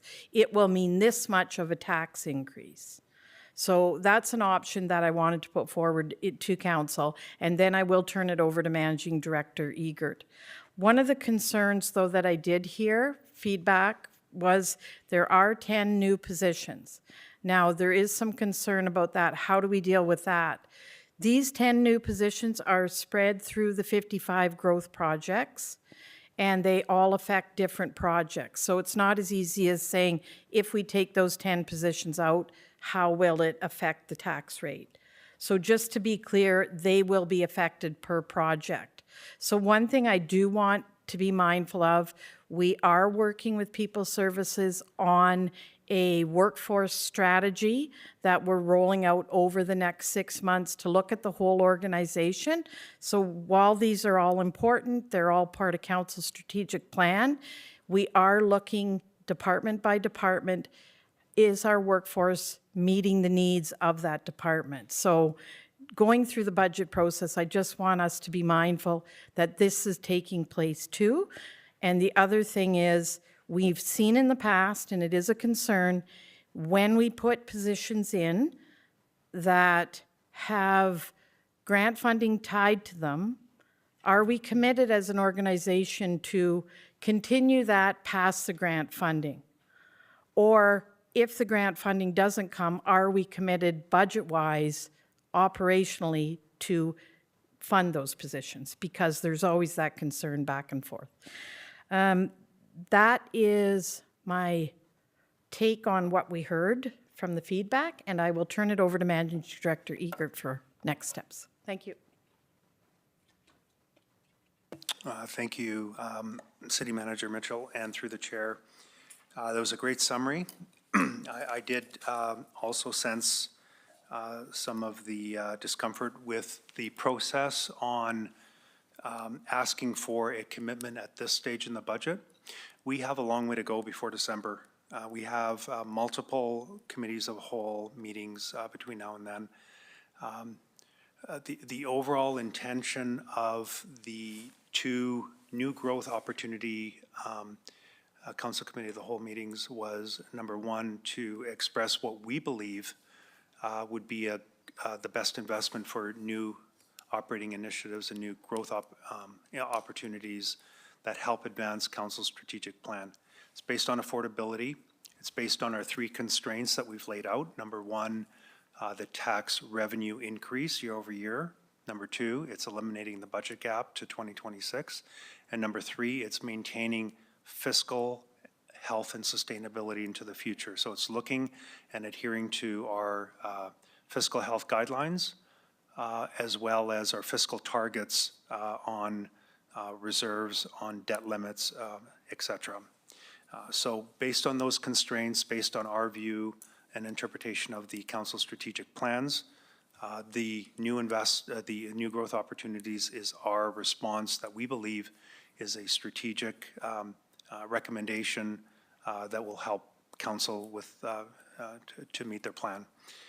We had also contemplated, and this is for council's consideration or deliberation, several motions to consider.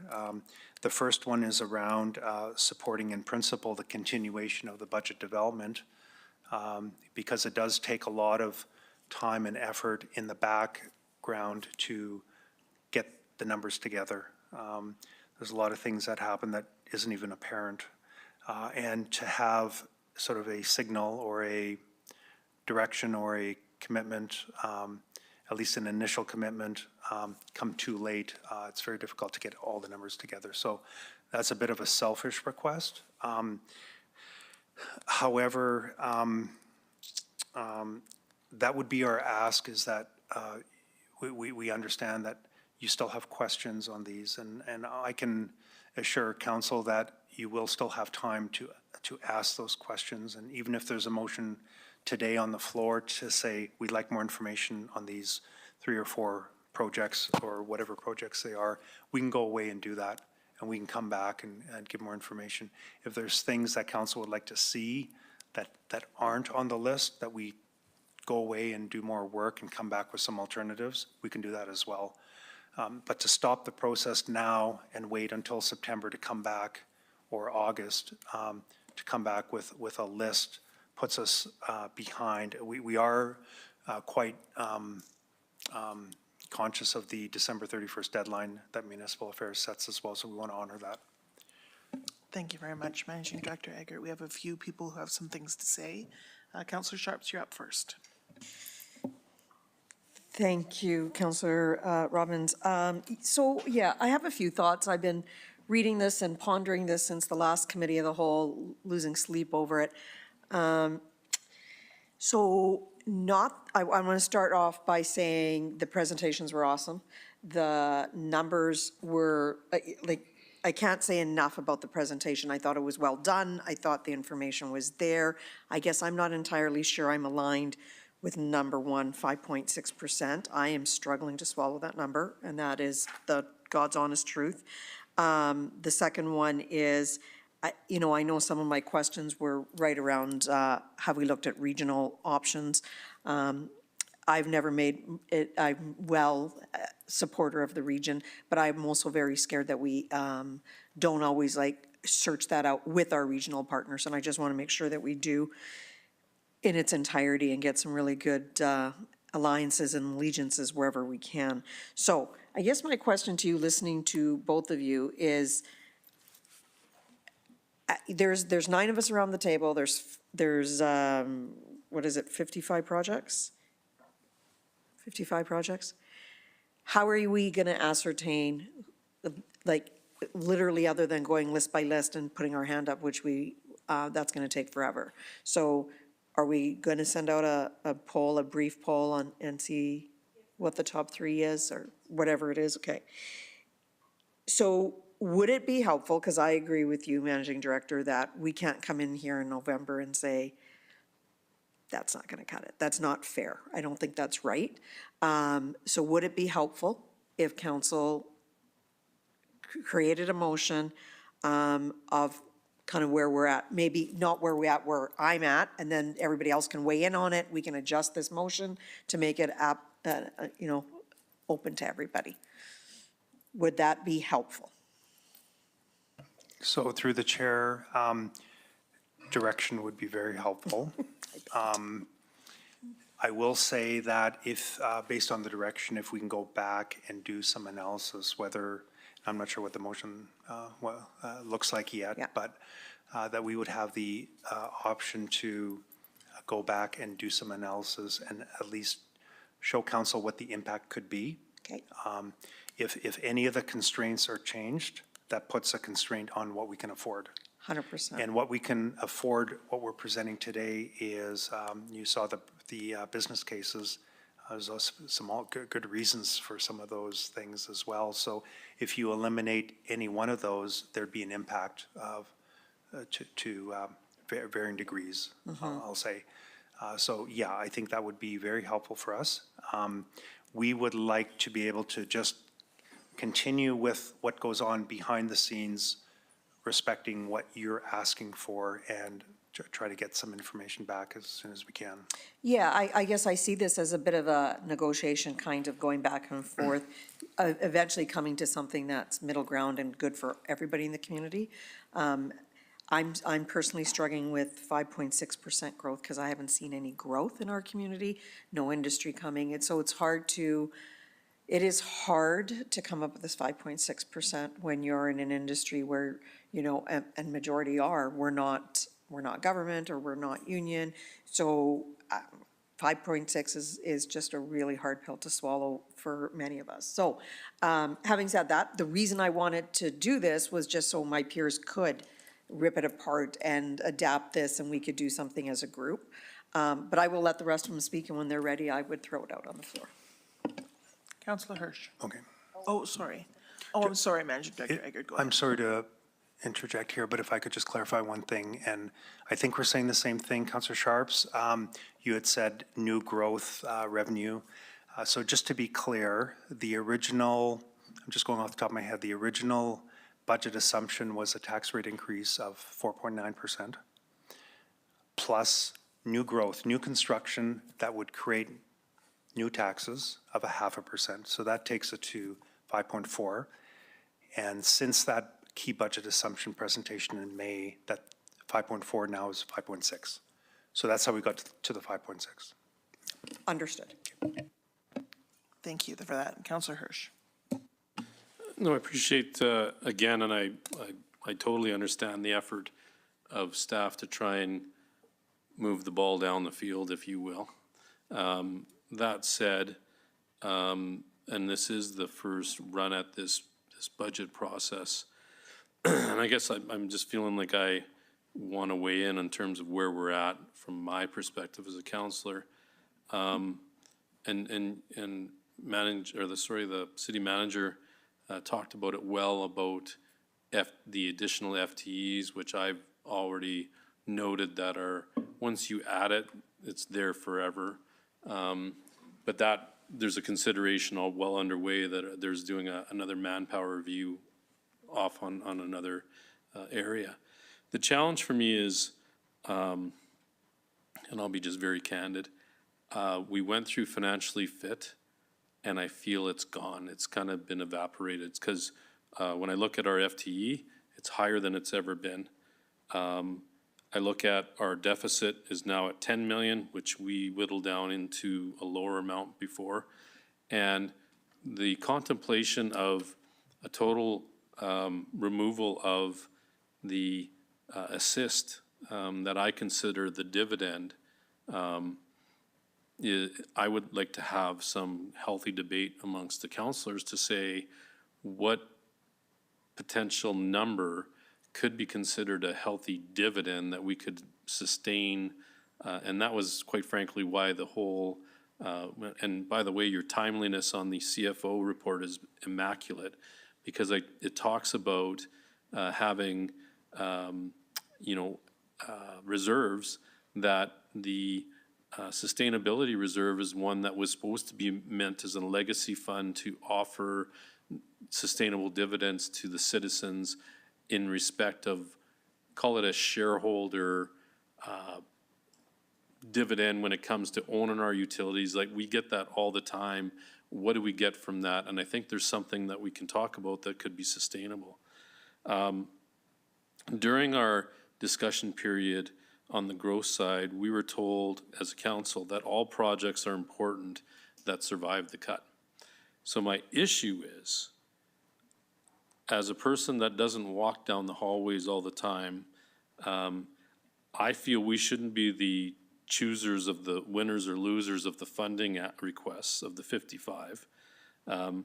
In fact, my argument would be that this council should provide direction of rate increase goalposts. So what does 3% look like? What does 5.6% look like? If we choose the 3, because I think about all the briefing notes that we get, and you nailed it, City Manager. A lot of times when we get Lola or all sorts of presentations, we get options considered. And I'd love to see that in terms of, because what we need to take away is certainly your requests, your wishes for growth, and I hear it. In fact, well done, well researched. Like, the business plans make sense. But what we have to take away is, is that kind of the right time for our community right now? One comment was made, well, we don't see a lot of growth, and is it time to invest? And maybe it's time just to kind of maintain and sustain what we have going on. One thing that really stood out for me is that there's a lot of question marks on some big ticket items that I'm very concerned about. One is facilities of the future that hasn't been contemplated or budgeted, which is, you're talking about major capital asks that have dramatic effects on our ability to maintain and pay and get debt for, et cetera. And again, the energy options that we're doing a review right now. So, those all weigh on my mind, and I know you've been very dutiful, all departments of saying, okay, this is kind of what we think we need. My consideration and my concern is, if we do, I think there was a twinning on Kipling and all the capital budgets, and in my mind going, okay, in the mindset that they're all important, but then what can be cut? Like at 5.6, I get it, but what's not going to survive? And I don't want to be that decision maker, because then I say, you know what, I'm gonna pass on the, I don't know, Project 23, which I have no clue what it is. But then they'll go, administration will come back and say, wait a minute, Darren, you don't understand that. That's very important that we have that. And that's my struggle, is that I don't want to necessarily be prescriptive when it comes to projects. I think what we could be is prescriptive in terms of what I think is realistic. Again, referencing your CFO report, which again, perfect timing. Citizens now recognize that we got less money to the tune of, was it $2.3 million is less money that we're receiving from the province of Alberta. That's something that we have to consider just in the maintenance of the sustainability of this entity called the City of Medicine Hat. We have to think about what does that mean? And we already talked about, and I do that math all the time, as you know, Dennis. And it used to be 800,000, so I appreciate it's 9. But again, that's a 2.5% consideration by itself. So if we just say from a sustaining point of view, that's where mine goes. Anyway, that's just my feedback in terms of that. So if we can get like options considered at this segment of a tax increase, I know there's ramifications of maybe some projects that don't hit the budget as a result, but I'm very concerned that I don't want to be the guy that makes that decision because I don't know what the ramifications are. Hopefully that helps. Thanks. Councillor McGrogan? Yeah, thank you. And through the chair, so I think I really appreciate everything that's been said so far. I very much appreciated our council committee of the whole meetings and hearing about all of the projects. They all make sense to me, but like it's very similar. There's this niggling that goes on in my head about the major ask at the end of the day. So, and some of the other pieces, we don't know what they are yet. So we've got a people review going on. And if you remember back to the, the compensation list, trying to figure out where the organization was, and I thank you for the job that's been done on that. Where are we on that, and how will it affect these 10 new positions? Maybe there's 20 positions that are there that we don't even need to be budgeting for. So to me, I'm not so I think we almost need one piece to work with the other. It can't be, okay, council, you agree to these 10 new positions and all these projects, and then maybe there's going to be some efficiencies that are just mined out of our organization now of 1,300 and what is it again? 63 people? I don't know what it is. I'm just excellent. So perhaps there's some positions in the kind of in the closet that we're going to find and realize. So that's probably the biggest one, because when I talk to the folks that I talk to, nobody wants, I don't think, to grow City Hall, I'll call it that, until the city grows. And it seems to me that, people are nervous right now, obviously. Times are tough. We even read it through the programs that housing affordability is difficult, and, we're gonna throw another 5.7 on people that are paying their taxes now. When are we breaking some of those back? So I'm stressed about it. I know the people that I socialize with, that I talk to in the community, are also really concerned about that number. I don't really want to dissect the programs either. I think they could be excellent, and we might even be able to just do them all after some review is done and we find some pieces that we can maybe clean out, like I've said. So I'm not into being a bigger city hall right now. I don't know if I could look at my folks out in the community and say, yeah, we need to do that right now, especially with the work that I know that you're doing through People Services. So I'm going to leave my comments there for now. I would also like to see the what-ifs, but I'd also like to see it done with this work that's being done on positions. Because I think, as we know, 80% of our budget or more or a little less is people. And if we can find those efficiencies there, we're probably already asking for millions we maybe don't even need, but I don't know what your results are going to be. But I'm assuming from the conversations that we've all had that they'll be positive. So I'm going to leave it at that, but I would entertain some different options. I don't want to tell you what rocks to keep and which ones to throw away. Just keep them all in there. I think we can make it work by the end of this in principle. Thank you. Councillor Dominowski. Through the chair, if you could bear with me, I have a few comments. So first of all, I want to, without asking the city manager in advance, I know you had mentioned that you were away from that 4-hour meeting and said you had to be away. I just want to make sure the public understands you had very good reason to be away due to a family emergency. So I think it's appropriate that the public understand that you weren't just arbitrarily choosing not to be at that meeting. So I just want to take that moment to acknowledge that. In the context of the budget and the details around it certainly has been expressed. We appreciate that. I certainly appreciate that.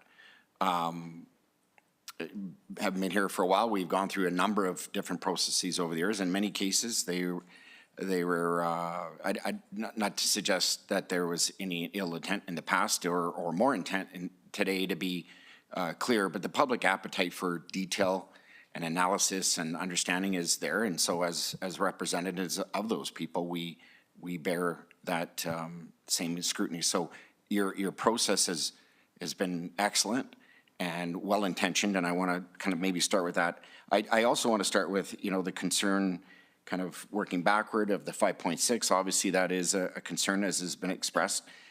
We haven't really grown a lot, so all of a sudden now we have these projected tax increases over and above our taking money out of our reserves to create a budget. That brings a lot of attention out from the community, and rightfully so. Now, I want to say, past council, of which I was one, when we gave 2 years of zero increases due to COVID environment, which a lot of municipalities did, we created a $7 million shortfall. So I want to make that clear. We've complicated or exacerbated some of the challenges that staff are having to solve by virtue of having done that. I don't apologize for that. I think it was the right call to make at the time, but it certainly has changed the projections that we're working with today. It's one of the reasons. I said it before, and I'll say it again. Foundationally, some of the questions I have, regardless of whatever the end number is around what can we afford? What are we pulling from our reserves to make up for the gap? I also have said before that it feels certainly and seems counterintuitive to me to see us going from where we should have been at 0 right about now. We're now at 8, and we're going to go to 10 if I'm not mistaken, only to hopefully realize the elimination of that gap in 2026. It's my expression, but I feel like if I say yes to that, I'm kicking the can down the road. It now becomes, by default, the next council who inherits the decisions that I make or we make today. And so for me, I'm struggling with that. Some of those other foundational questions I'm struggling with are accelerated financially fit. Those were difficult days. What impacts or decisions that were made during that time, how are they bearing on the numbers that we're dealing with today? It's no secret, many of the impacts of AFF were a reduction in or elimination or voluntary retirement or settlement of employees so that we could reduce our operating costs, which, as has been indicated, is a big percentage of our overall costs to run City Hall, so to speak. So, where are those impacts? How are they affecting this? How is the effects of AFF, in addition to new FTEs being projected through our new growth initiatives, moving us in the right direction? And for me, the right direction is a reduction in the cost to the taxpayer. Ultimately, it's easy for us to sit here, and I'll say for myself, to sit here and say, well, 5.6 is too high, get it down. But the fact of the matter is, there are a lot of factors, and I call them foundational questions that have to, at least for me, be satisfied in order for me to better understand the impacts and what I'm prepared as a spokesperson, one of many around the table, speaking on behalf of the taxpayer, what is reasonable. So for me, just high level, the new growth initiatives, as has been indicated, 55 recommendations. Who wouldn't want to just say yes to them all? But I struggle because in many cases, new growth to me has an associated relationship to things I'd like to have versus things I need to have. Some of them, although arguably in there, are probably things we need to have versus things we'd like to have. And so that there's a little bit of confusion for me there as well. So I suspect that there'll be a motion or potentially a motion coming forward, which, as has been indicated by Councillor Sharps, will kind of act as a catalyst to get this conversation maybe more myopic in some ways than we've already gotten it, and challenge each side, us as spokespeople for the citizenry, and so are you, by the way, but you in the sense of taking the calculator and getting it down to a number that we can be happy with or we can be satisfied with. But I want to end where I started. Thank you to the staff for what they've done. It was very deliberate and it was well-intentioned and should be received that way. But I certainly am having some struggles as well today. So I hope that the motion that will be put forward shortly will act as a catalyst to help us get to a final number that we can all be satisfied with. Thank you. Mayor Clark? Thank you, and through the chair, I have a motion as well, and I understand we should finish up with the discussion on this item before we make it. I'm not in favor of a survey. I think that those discussions, it's a very complicated set of puzzle pieces, and so I think that those discussions need to happen around this table. The budget and selecting these policies and programs is one of the most important ways that we further our strategic plan and our goals. And I think that's, something that the public expects us to do and certainly is part of our job. I think we have some wrestling to do with what we think is important, what the number is in terms of how much we want to spend, tax rates, those types of things.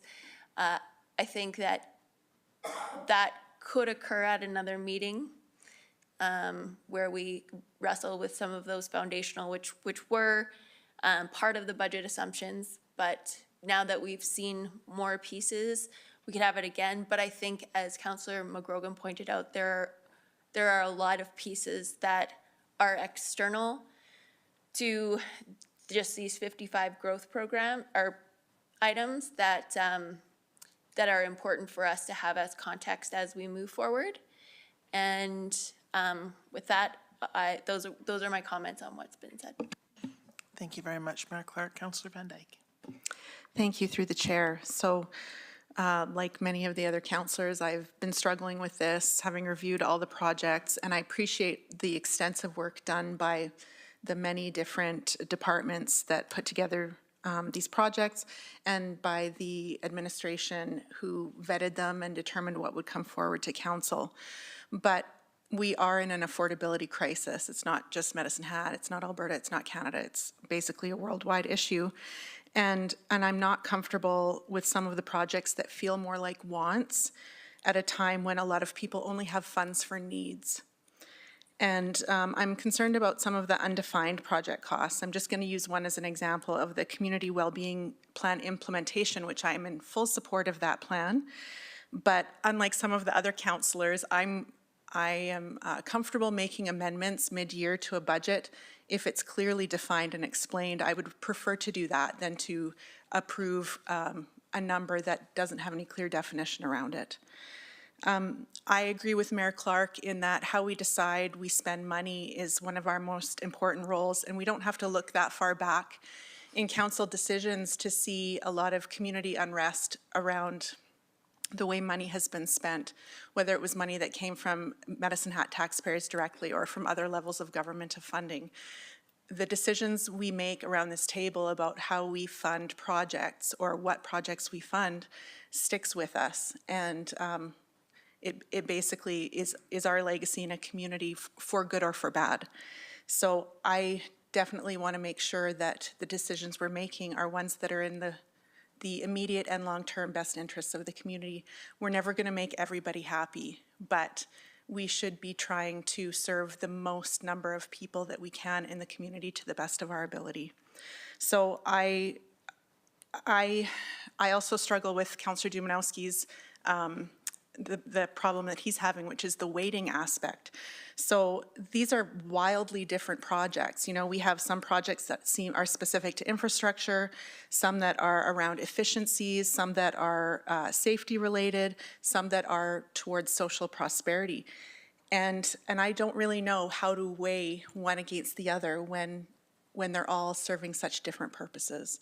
So I guess I would like more information or more winnowing down of the priorities from administration.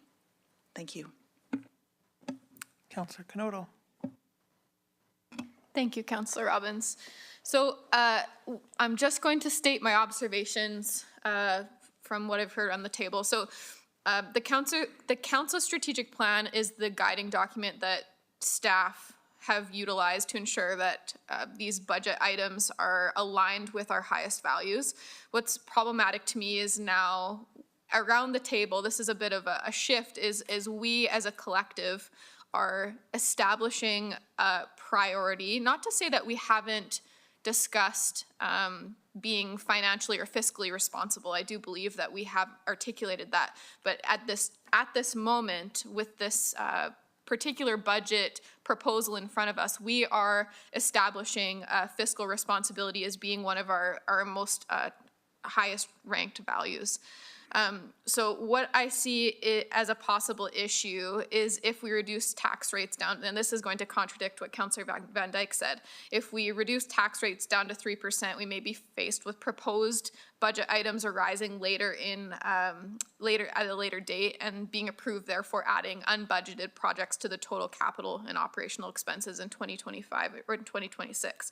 I do believe that our community needs minimal tax rate increases at this time. I think that people are in a position where it's going to change the way a day goes if we announce a significant tax increase. I also recognize that the conversation around the table is contradictory to our strategic plan in a way. And so many of these items that have come forward are very thoughtfully aligned with strategic goals, and I appreciate that very much. What I would like to see to reflect the needs of the community is a tax rate threshold, as Councillor Hirsch alluded to, kind of like goalposts. What does it look like to be both aligned with our strategic goals, but also setting a frame or a threshold so that we're not gouging, so that people still feel like we're honoring their financial situation. So holding those two things together is my top priority. Thank you. Thank you, Councillor Canoto. Councillor Hyder, you and I are the only ones who haven't spoken. Yeah, it's been said. I'll just chime in a little bit here. I'm not going to say anything fundamentally different to other people. Do you want to say something first, City Manager? Or you're looking at me so pensively at the moment. I also don't think that council weighting them or showing, doing a poll of which ones resonate more with us makes a lot of sense to me. I agree with Mark Clark about that. I accept the expertise of the people who propose the projects and the extensive review of them to make this list. So to me, when I look at the list, my question is, and also we heard at the very beginning, Mr. Heimer said that these are all discretionary in some way or the other. It's just driving growth and do they meet the strategic plan? So I feel like all of them has an argument that they meet our strategic plan. There's no question about that. Will they drive growth? Very difficult to say. One would certainly hope so, but very difficult to say. And then the next question to me is the amount spent on it balanced to what the community needs. And so like others, that's sort of where I'm stuck, is I accept the expertise of the people who made the list. I think it's a good list. I think it resonates with how I perceive the strategic plan. But I'm not sure that the tax rate associated with all of these projects resonates particularly well with me, and I'm not sure that we shouldn't reduce the projects further. I think there should be a larger cut list, and whether it's direction to say please reduce this list by 10%, reduce this list by 20%. That's sort of where I'm going, and then leave it to the people who created the list to analyze what's best for the community, rather than any of us who are not experts in these areas to decide what should be reduced. And I might have thought differently about it in my arrogance and ability to read, had I not asked questions of the actual experts who were on the line during our last meeting, and you weren't here, City Manager Mitchell. They were phenomenal. Like, everyone could really articulate without advocating. I said at the time, but I want to say it again in this meeting, they weren't advocating for their project, but articulating the answers to the questions really knowledgeably. And I don't think that I can replace my knowledge with their own. I can say that I think that we need to shorten the list, and whether it's to say a different goalpost of what the tax rate is, or a percentage of them needs to be cut, I think the list is a little bit too long for my liking at the moment. And not because it's not a great list, and not because they're not all worthy, but I think more should be cut than have been cut. I have less of a concern about FTEs than other people do, because I have faith in the work that's going to be done over the next 6 months on that side. So I have less of a concern about that, but I recognize other people's concerns, and I'm not dismissing it. It's just not the top of my mind. Anyway, those are my thoughts. Councillor Knodel? Through the chair, I just had two thoughts bubble up that would be in regards to making comments on the line items themselves, the projects themselves. The airport inadequacies in regards to grading and materials, I think that's really important. And I do think if we could, in a hat that says Councillor Knodel, if we could put a star beside those particular projects, I think they are really important. And then looking at anything that, I know we've talked about, if the business community can sub in for any particular projects, whether that's programming or, and I don't want to step back on social programs. I think programming is really important, and we're seeing the value of that with our block parties and things along that line. But if there's anything that we can sub in a contractor for, that's another thing that I'd like to put an asterisk beside my name. Thank you. Thank you, Councillor Knoll. Councillor McGrogan, I'm not sure we're getting to the point of motions yet. We've all had a chance to discuss now, So I just wanted to follow up course. on a comment that you made, Madam Chair, and to administration. My comments in relation to FTEs were meant as actually a compliment, not the other way. I think that it's a huge tangled web that they're slowly untangling because of systems, because of, there's many reasons. So I have confidence in that. But what I really think, and so my focus on that is, what do we have that we can save in there that we don't even know yet? And maybe there's a huge possibility that we don't know exists, and I know that they're working towards it. We've been hearing about it as we've been hearing about other business. So I want to be very clear, in no way was a criticism. It's actually a feeling of hope that we are untangling the web of that whole issue. So appreciate the good work, and I hope it's, it's captured in what we're going to do moving forward. So thank you. Thank you, Councillor McGrogan. Councillor Sharps? Well, I did have one question for the city manager, but I would be happy to throw my motion out if you would like me to do so at this point. Why don't you ask your question sure. first, because City Manager Mitchell, I think, had something additional to say.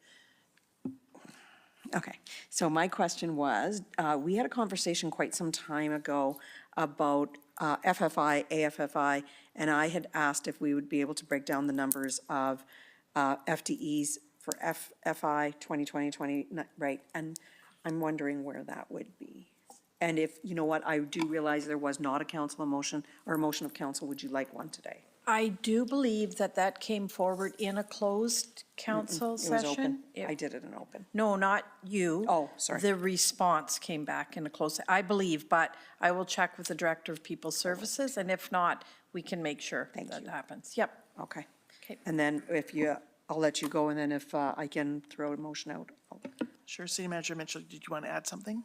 Yes, just before the motion gets thrown out, I would just say it would be very helpful for us because what I'm hearing, and I am listening to everybody around the horseshoe, I'm hearing a lot of different things. I'm hearing, okay, 2 no polls, you guys go make the list shorter, you guys give us a tax rate. So what would be very helpful for us is really clear direction from that as a collective, this is what you would like for us to do. I'm not saying specific, but if we could get clear direction, come back with a list that, like Councillor Robbins said, is 10% shorter, or this is broadly where we'd like to see the tax rate. But be mindful that when you're asking about tax rates, we're being conscious that we don't want to hamper and limit ourselves because we are still early in the budget process. Thank you. Councillor Sharps. Okay, so I wrote this over the weekend and have shared it with people in the hopes of having a good conversation about this. So not emotionally attached to this in terms of I'm looking forward to my peers adding, as long as it's not obnoxious, and making this work so we can give administration some guidance. We're not here in 6 months having the same conversation. So here it goes. I move that council direct administration to thoroughly reevaluate all capital projects. Stephanie, just tell me to slow down if you need me to. And the associated tax implications. Reassessing and providing 3 scenarios at a tax rate of 3%, 3.5%, and 4%.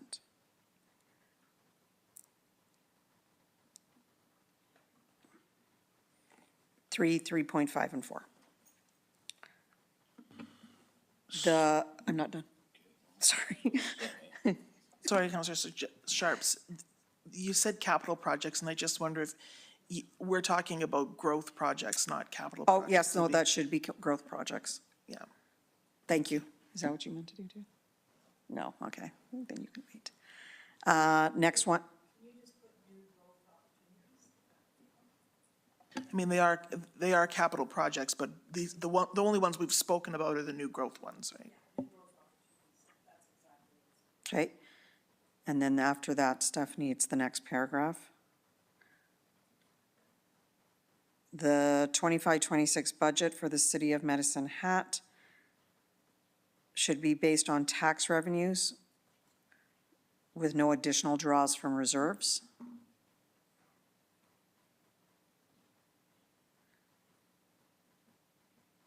And last one is additionally, council instructs administration to include provisions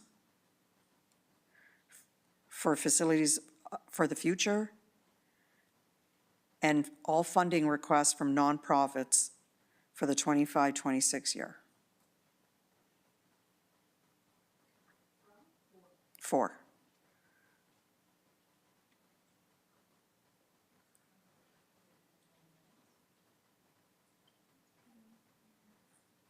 Okay, that's my motion. I think you said 25, 26 funding years at the end. Yeah, we'll just clarify that. For the purpose of discussion, I'll second that.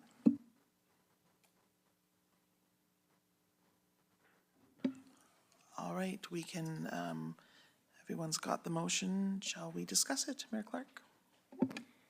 Thank you. The job of evaluating the growth opportunities is ours. And so we get information from administration, and if we need more information on any of them, for example, I appreciate that the projects on there may be more necessary. Some may be more necessary than others. So that's kind of the additional information that I think would be helpful, having listened to everyone. But if we're removing things, that's going to be less money, less tax. But that's our job to do, in my opinion. I don't understand what the second point means, like in terms of, are you talking about the Heritage Reserve, or I'm not sure. And then the third one, I don't I believe that our administration is working on some kind of process for nonprofits to apply for funding, but I don't know at this time how administration would fulfill that. The nonprofits, all funding requests for 25 and 26. I mean, inherent in a long budget, there are going to be things that we didn't predict and that we do have to change and modify. And then each of those requests, that's our job to decide whether we want to do a budget amendment or not do a budget amendment. We should try and get it as accurate as possible, I agree. But at this point, I think Councillor Van Dyke made this point as well, there'll just be guesses and like based on information that doesn't really exist now. So I'm not sure if there would potentially be on the nonprofit side, like the proposal to create a pool of money and then that's it for 25, 26. But at this point, I disagree with the first piece, the first paragraph. I don't understand the second paragraph, like what specifically that is in reference to or the purpose of that. And then in number 3, I am not in support of that because I don't know how that would happen. Thank you, Mayor Clark. Councillor Dominowski. Thank you, through the chair. I just, if we can see the first part of the motion, for me, that one, the first one really captures what I would like. And I think what we've been telling staff is that we're not rejecting, but we're challenged to accept a 5.6. What would other scenarios look like? I would even be agreeable to a variety of different scenarios that aren't even on there.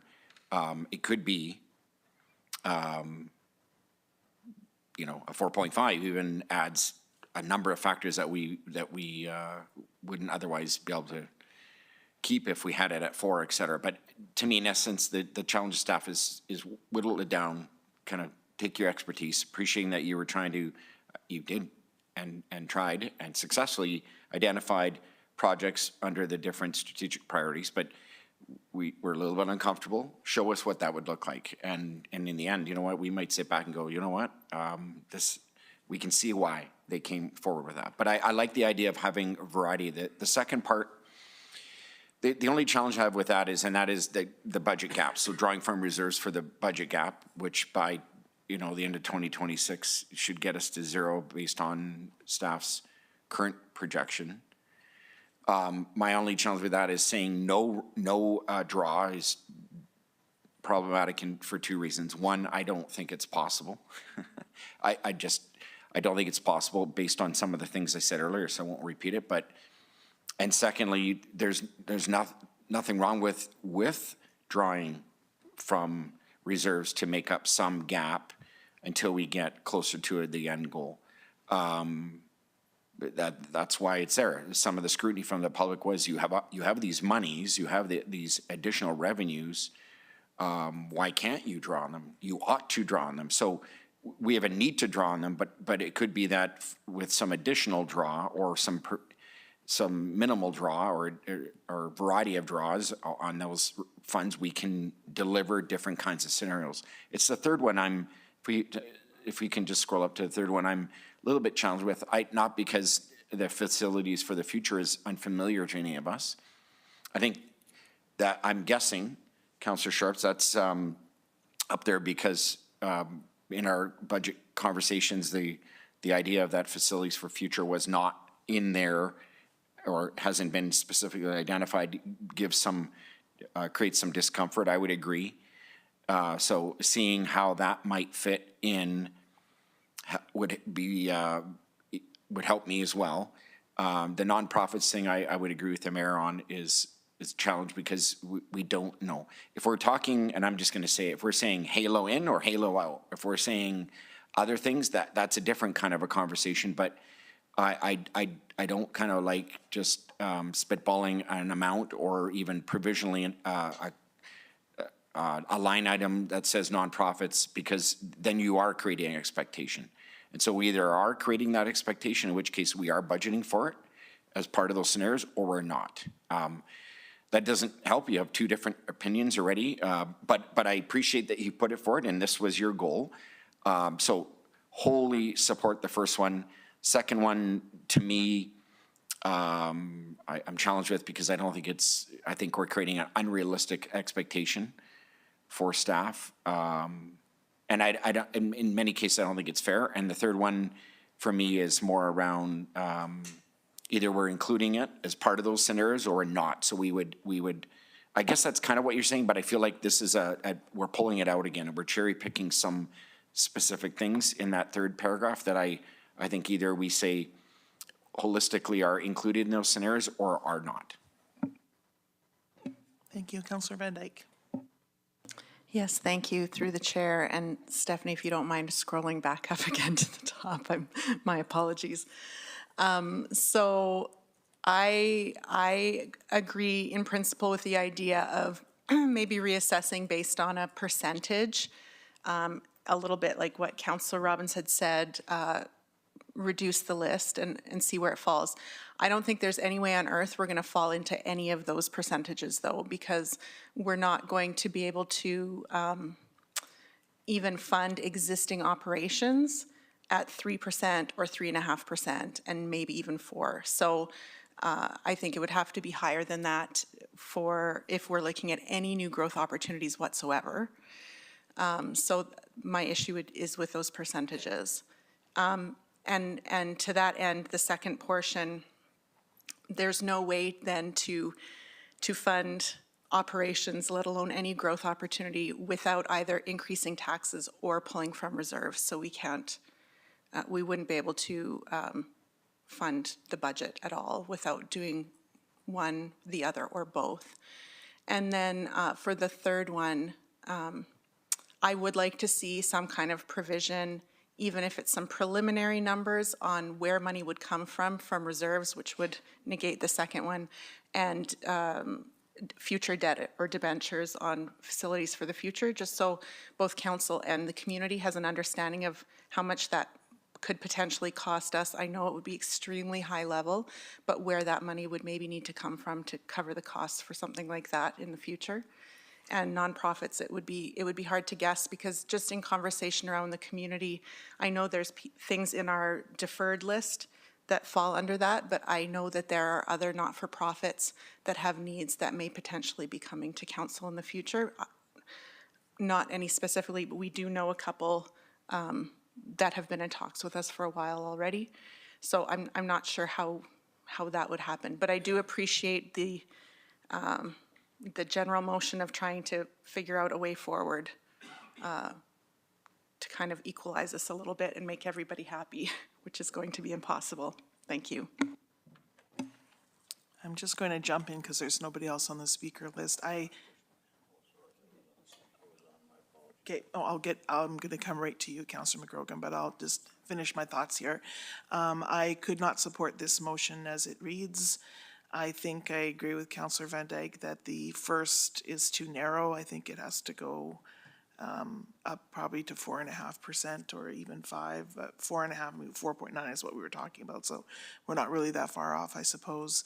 I was more interested in reducing the list by a certain percentage as opposed to the tax rate. They should affect one another, of course, but they might not. I also agree with Councillor Dominowski that I do not think that before 2026 we could have a budget that is based on tax revenues and other income and not reserves. We've discussed this many times. And so if the option is to, let's say, just for example, we have a $9 million gap, what I'm hearing is that's 10% more taxes for everyone next year, or we have to reduce the budget by $9 million, which, despite all of the best efforts of previous council and previous administration in Financially Fit and Accelerated Financially Fit, never got us down to that zero. We're getting down to the zero by having increases of investment income because of good choices to invest. And if we just continue on that path, we'll get there. I think this would send us off of a path that frankly I was proud to be on. I mean, if I have any legacy at council at all, having no draws from reserve by 2026 and removing our dependency on volatile market was a significant achievement. So I'm not aligned at all with number 2, and nor am I aligned with number 3, which I'm forgetting what it is right now, but if you wouldn't mind. Yeah, I definitely, we need to know more about facilities for the future. We've been working on that project for a while. It is going to probably involve a budget amendment. I don't think we're going to have everything in place by the end of the year anyway. And so it's going to be a budget amendment probably for 2025, I would think. And any funding request that comes up, I'm much more interested in having a criteria so it's fair than making sure we put enough money aside, because it's not fair to the citizens of Medicine Hat to say, fund these nonprofits, and then not these nonprofits, and there's certain types of grants that the city can do that drives growth and assists the community and keeps it safe, all of those things. But I think this is too vague. And I'm not sure, I agree with Mayor Clark really on this, and I'm not sure how we would define it. So on a whole, I could not support the motion, although again, I appreciate it being brought forward. Councillor McGrogan. Yeah, thank you. And through the chair, if we could just go back up, I guess I'll just pop through it just quickly, if you don't mind. I think generally, I understand that it's, hey, let's look at this 3.5, and 4. And I think it's good. When you think of new growth opportunities and us making the decision, I agree with that. But I would guess that if we sent admin away and said, take your A list and group it into A, Bs, and Cs to give it some context, they could probably do that. And it might make it clearer for us when it did come back. So I think that's more or less what was generally meant there, I'm guessing, but so on to the second one, I think what I'm hearing, and Councilor Sharps, you might be able to correct me here, are you trying to say no more than what we've already decided to spend as far as going into any type of savings or reserves? Was that the? Yeah, that was the reason I put additional in, but maybe I could have used a different word. So otherwise I would have said with no reserves. But the word additional was meaning to imply no more than you've already put in there. And it could be that, again, just talking here, it could be that admin comes back with some variation or version as a recommendation. I think the idea is, let's give a framework for a recommendation. And then the third one, so if you remember our last council committee of the whole, I asked about, there are some things coming down the road we know are going to be here. So I think if maybe it's not, again, fair, and I said that last meeting, for admin to say, we know we've got the Medicine Hat Exhibition Stampede, we've got this and we've got this, and here's kind of a framework of how we could look at it. And this is about what it could cost us. And again, I know we're probably tipping our hand on what we might do or not do, but I think it's just not to ignore them. Let's say, well, no, we're not even going to talk about facilities for the future. We're going to tell you we got a 5.7% tax hike coming, but then we got this beast coming. And how is it going to look, and where's it going to come from, and how's it going to fit in? So in that way, in principle, not to every detail of this motion, I would support it. Councillor Sharps. Thank you. I appreciate all the comments. So I'm just going to touch on some of the things that were said. So the very first paragraph of providing scenarios of 3, 3.5, and 4. I mean, if we go any higher, well, we might as well just stick to the original. It's that high. However, the whole point of this motion is to give some framework for administration. Nothing is stopping administration from coming back and saying, this can't be done. Here's where we are. Here's what we suggest. We would like you to look at 4. We'd like you to look at 4.25. We can do 3.5, but this comes out. I mean, I'm going back to the experts on the cases that they had. So as a citizen, I think 3, 3.5, and 4 is really fair. But if somebody wants to make an amendment, I'd be open to that. With the second paragraph, the budget for the City of Medicine Hat should be based on tax revenues with no additional draws. So the word additional was kind of the key. It wasn't removing reserves, it was removing any additional. So trying to get out of the habit of spending our savings and living within our means of our tax budget. And that was the goal. I mean, and again, I know Councillor Dumanowski took some responsibility for COVID. He doesn't need to do that. We're all in the same boat. We have to clear that deficit, but strategically, it's just where we are. Every community in the country, the world is in the same boat. But we can't go living off reserves off the rest of our life either. And on the last one, I do know, and I don't mean to put the Managing Director Stout on the hot seat, but I know he's done some really good work with some of the nonprofits out there and has had some conversations. So I know there's been work underway. And I mentioned that in the last meeting, and I was a little concerned. We put Halo aside, and it's not about me supporting Halo or not. I absolutely support Halo, but I support a lot of the ones that feel like, you know, Kate said they haven't had a chance. They've actually, I got an email the next day saying, thank you. We've had conversations with Brian, but we know that he hasn't had a chance to put everything together. So I don't think this was a measure of taking it out, but rather the conversation. I know if I was the Stampede Board, we don't know where we're at, but I mean, they think that they're coming in front of us. If they're not in front of us, we should tell them. I just think it's the right thing to do, instead of people hanging on to their hats thinking they're going to get money from the city and really we're not even going to budget for it. Or we're just, and I think our community needs to know what we're spending. So I know budget amendments are a thing. I would like to make them less common, if at all possible, so the more we can plan, the better. And that way, budget amendments are far and few between, and only when it's really a budget amendment that needed to be done.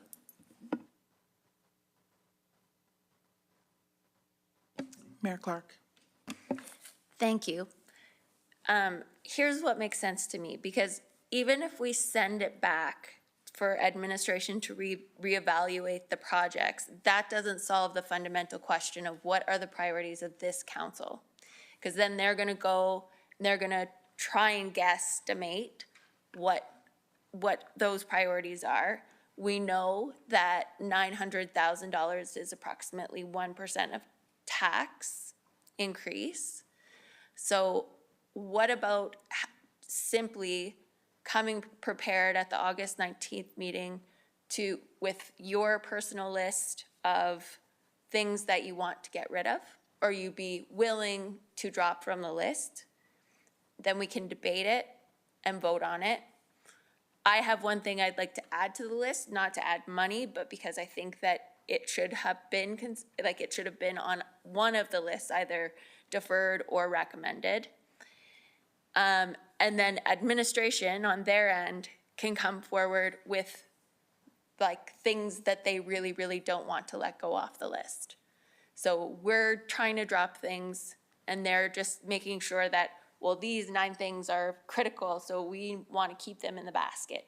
Ultimately, it's still our decision, but that would allow us to debate and whittle down the list to things that this council already agrees on. I think if we just send it back with 3.5, 4, and 4.5, or whatever it is, that fundamental question still hasn't been answered by council. And I think that's probably the real question that needs to be answered at this stage, because as Managing Director Egert says, this is just the beginning of the process.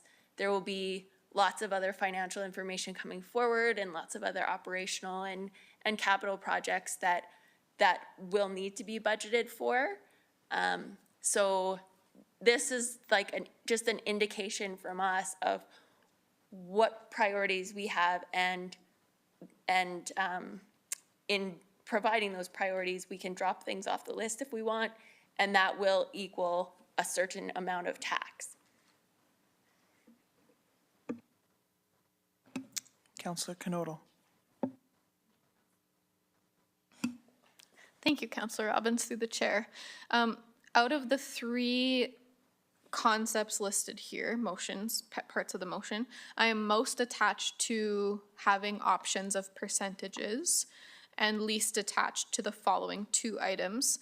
I think that if I was only looking at the first item, that is something I could get behind. I'm not certain that the second and third, Steph, can you scroll to the bottom one? Sorry. I think the second and third are really important, but I don't think that they help us in this particular situation. What staff needs from us is guidelines and guidance in regards to these 55 items. I do think that the concept of not pulling from reserves for these additional items, as well as planning for facilities for the future, is important. But I think if I'm going to give guidance to staff about what is important to me here in this list of 55, the only thing I can get behind is the first part, which unfortunately makes it hard to support the motion. All right, I don't see any other speakers, so I will call for a vote. Nobody is making an amendment, so I think we're voting on the, yes, sorry, Managing Director Eggert, who can't make an amendment, but he may have something to add.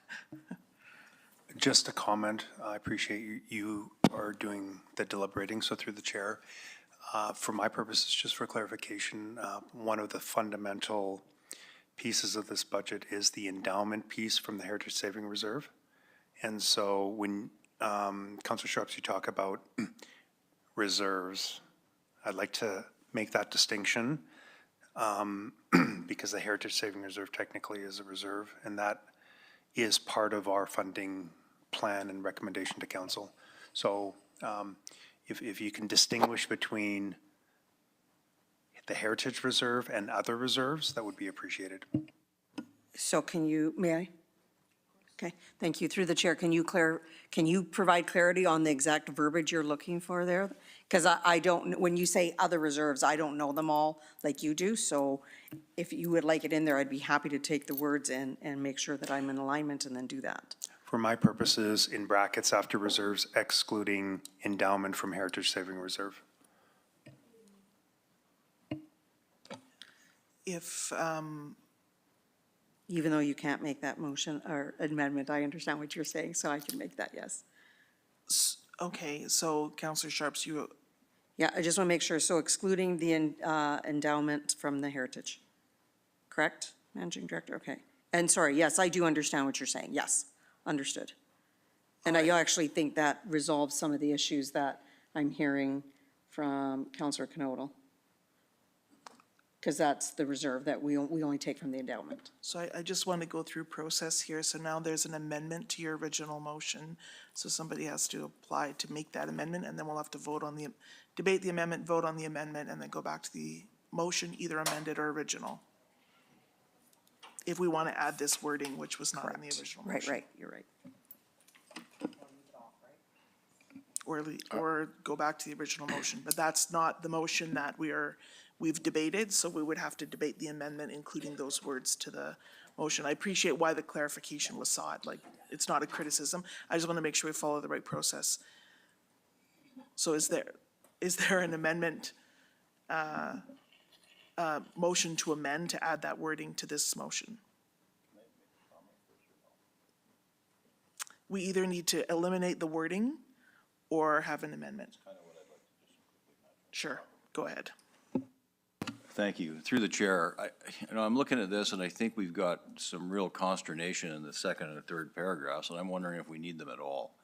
And I'm just throwing this out there because we cover the intent in one. Admin's heard what the other two are, and I'm just wondering if you have considered just scrapping them, because they seem to be the ones that are causing the, I guess, the consternation, and it'd be interesting to hear from, okay, she left. So anyway, that's just another possibility. I just wanted to throw it out there. Councilor McGrogan, are you making a motion to amend to remove those final two paragraphs of this motion? No, I'm not. I was just throwing it out there for discussion. I'm not prepared to do that. I'm not adamantly for or against it, but it just seems to be causing confusion. Okay. Councilor Knodel speaking. I will make, okay, so can we pretend that Councillor Sharps didn't make that change right now? And I would like to make a friendly amendment that we remove the second and third paragraph. So Councilor Knodel, there's no such thing as a friendly amendment, but you can make an amending, you can make a Everyone motion has, to we amend. have to vote anyways. Yeah, we have to vote course. anyway. I, Yeah. I understand. I got you. But I'll be friendly about it. Okay. And I think you understand what I'm saying. The end. I didn't understand what you were saying, Councilor Knodel. I'm sorry. I'm I still would friendly like to with you, make though. We're still an friends. additional amendment that we remove the second and third paragraph as staff has had the opportunity to receive that information, and that the direction is that staff come back with the proposals listed in paragraph 1. Okay, so I'm just going to clarify that it wouldn't be an additional amendment. This is the first amendment because we never dealt with the language on the other one because nobody moved it. So your motion is to amend everything after the semicolon. Is that right? Correct. Is there a seconder to Councillor Knodl's motion? I'll second that. Thank you, Councillor Hyder. Any discussion of the amendment? Mayor Clark. I'm still wondering how, like, we're shifting the job of determining the priorities over to administration and asking them to whittle down the list. I'm just wondering how they're going to know what our priorities are if we don't have that discussion. Yeah, I'm just going to respond briefly. I don't see this motion, and Councillor Sharps is the one who said it, as doing anything other than bringing back these 3 scenarios for us to reevaluate. So I don't see that as delegating any authority or any of our decision-making, because they're going to come back and we can still say that didn't quite meet the mark or that did meet the mark, and these are the reasons why. City Manager Mitchell. If I may just respond, I feel like they're still gonna be in the position of having to determine what things, like guess what things to eliminate to get down to 3 or to get down to 4. I'm just going to say they did the job of guessing to get the list for us to begin with. That's their job, is to guess what our strategic plan and how these things would line up in the needs of the different departments. So that's what they've already done to come up with the list. If we wanted to say we're going to look at every possible growth opportunity, there could be hundreds of them. So if it's up to us to do that work to come up with all the growth opportunities, I just don't see that as our role. I think in that we differ. It was certainly to evaluate the information that we're given and make the budget decisions about it, and to say this meets our strategic priority or it doesn't. Sorry, I jumped in. City Manager Mitchell, you wanted to say something, and then Councillor Sharps. Thank you. Through the chair, and to Mayor Clark's point, we are here to implement council's vision. We know what your strategic vision is, and that's how we crafted the list. But to alleviate some of your concerns, when it comes back, there will be options. And then it is completely up to council on which of these growth projects, if any, you would like to determine. And, you know, as we have said, we are early in the process. So in my mind, this will just help us move forward to the next step. Thank you. Councillor Sharps. Thank you. I'll just try to finalize this here. So let me start here. So I guess I understand Mayor Clark's concern, but in my mind, this is going to come back, and let's say they take something off that you are very much in favor of. My feeling around this motion is that you can still turn around in the next subsequent meeting and saying, I would like to see what the will of council is on project A and put it back in. The whole reason I did this was when we sat through last week, I think I heard, you know, Mr. Heimer repeat that at least 10 times. We just need to know where your head's at. So I'm not saying this is entirely where my head's at, other than I really like a lower tax rate. My head's there. But everything else I just wanted to talk about and get on the table, get it off the table. It doesn't matter. We can make another motion in 2 weeks, but we're never going to get this moving forward unless we get it moving forward. So I'm sure I'm not going to love all their decisions, and I'll be happy to tell them. But at the end of the day, if it's not the will of council, we move on. Right? So, but I do agree. I think that there's also probably 20 to 30 that we don't even know about that didn't make this list, because we trust you to do that. And I think there's people that want additional things on, and it'll come to the table and we decide as a council. So this was never meant to be a divisive motion. It was just so they could move forward with something. And if they want to come back and say, this doesn't work for us, we need to talk further, at least we have that conversation going now. Thank you, Councillor Sharps. Councillor Hirsch. Appreciate it. So I am in favor of just the first paragraph. I think there's a acknowledgement by Councillor Sharps that says, maybe it's not 3, maybe it's not 3.5. Maybe what it'll end up, and I'm hoping it's not, this is prescriptive, because you might come back and say, based on our determination, the best way we can get to is 3.87. Like, it's just, do you know what I mean? So I'm worried that by saying that's prescriptive, that you're gonna deliver on 3, 3.5. So thank you for that. So thanks for the clarification, and that helps, and I'll support it. The reason I'm tentative on stuff, and again, it's my nature, what I do, I'm gonna be leaning on being more conservative in terms of the tax increase because of the unknown. So unless you throw a number in there that says, okay, we don't really know as of yet for facilities of the future, but say we throw in $120 million of capital projects that we can call facilities of the future. It might be higher, it might be lower, but here's the impact to the budget. And I'd love to see that, because then you go, okay, we know we kind of budget on 120 or a number, or whatever you decide. Then if it comes in higher, we know that that's a bigger ask. And if it comes in lower, we know the ask is of what we're doing is within budget, if you know what I mean. So I am as well trying to avoid the amendments as we move forward through budget, because guess what? Then it's not really 5.6. It's gonna be, if it's even $900,000, that's 1% more to the taxpayer. So then technically it'd be 6.9%. And then guess what? If we get another ask from a nonprofit or whatever, that's, let's call it another 1.8 million for easy math, that's 2%. So now we're at, it's not 6.9, now it's 8.9. So my point is that I would rather, and again, the more information I get in terms of a scenario that I could hang my hat on in terms of projections, that makes me comfortable at, say, you know, we know facilities of the future, we need X amount of dollars, and I won't pin you on that, because I know we don't know where we're at yet. But I would love to kind of know with that information, what's the impact to the bottom line to our taxes? And if it's servicing over 30 years, easy math, 120 million over 30 years gives us this, that's our debt service, that sort of stuff would be really helpful for me. But I will support, if in fact we're not being specific on the 3, like I understand the intent, and if that's the case, I'll support that. Thank you. All right, so I'm coming to you next, Councillor Dumanowski. Just a reminder where we're at in the process. We're debating the amendment of Councillor Knodel removing paragraphs 2 and 3. Yeah, thank you, through the chair. I'm talking myself out of my earlier comments. I feel as if on the amended motion, by not having any accounting for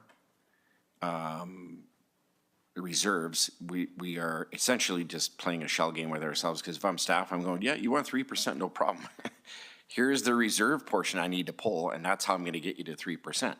So part of it has to be based on use of reserves. Some of it is very specifically tied in our new growth. It said we need this much to do this, so I guess as long as that the reduction or the removal of those pieces still suggests, as Councillor Hirsch said, it's prescriptive, but not so prescriptive that they can't come back with scenarios, but because the inverse relationship to additional draws off your reserves to make that 3 or 3.5 or 4 work will be significant cut. That if we're saying that to staff, then we need to say to staff, find a way to get to that with no new monies, and we got to get there. We went through that kind of talk when we did Accelerated Financially Fit. Not good times.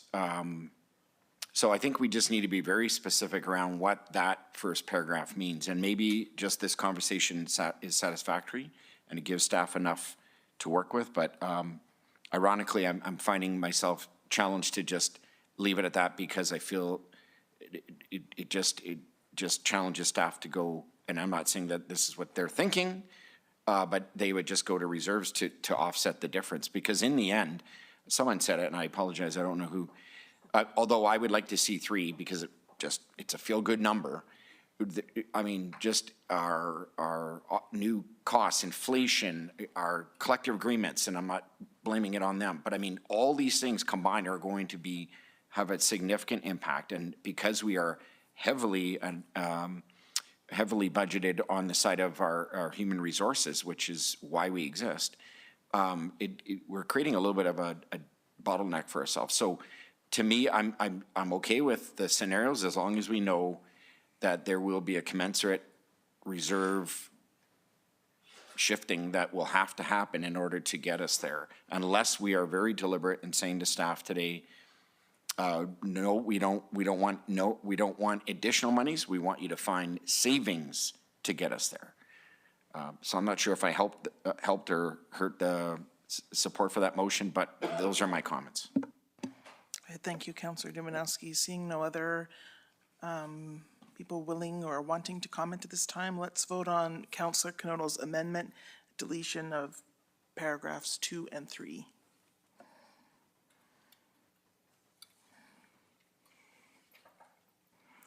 All right, that carries. So now we go back to the original motion. Any further discussion? Councillor Van Dyke? Yes, thank you through the chair. So I am still concerned about these low percentages.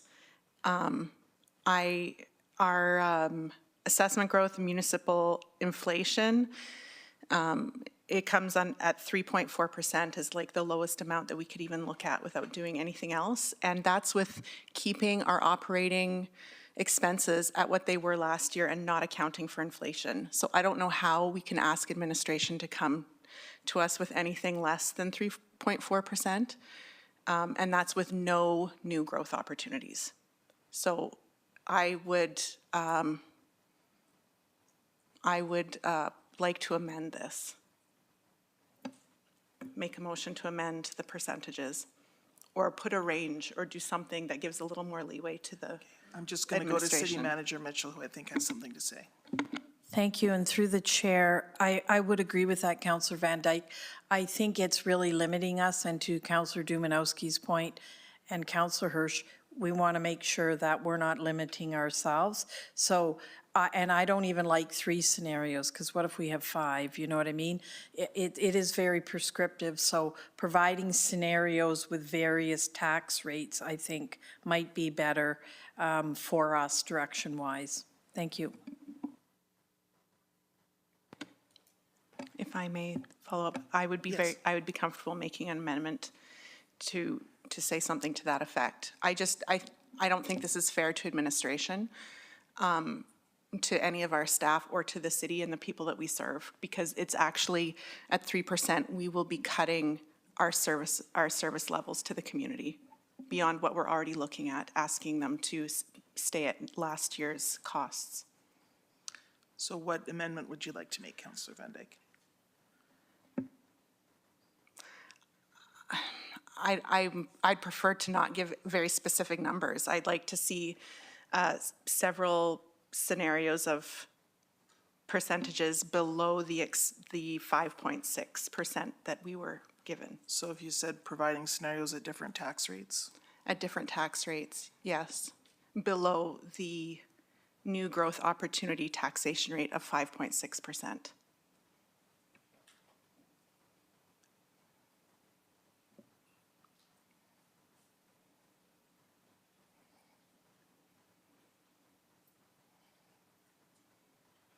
And then it's up to administration how many scenarios they could give us and what would be included in those scenarios. So current operating expenses, any new growth opportunities, no new growth opportunities. But at 3%, we're not even covering operating costs for existing service levels. All right, so I've got several, do I have a seconder to the motion, first of all? I need to ask a question about it before I second it. Are you, should in the last phrase below the, is new growth opportunity shouldn't be in there, should it? That's the taxation rate that includes the new growth opportunity. So up to 3.4% is the municipal inflation assessment growth. Sorry, and administration can please jump in at any point if I'm wrong here. And then the budget gap fill, and then that delta between 3.4 and 5.6, I believe, is the new growth opportunities. I'm just wondering if it would, because to me, it doesn't say, I'm a little confused. Scenarios at different tax rates below 5.6%, is that?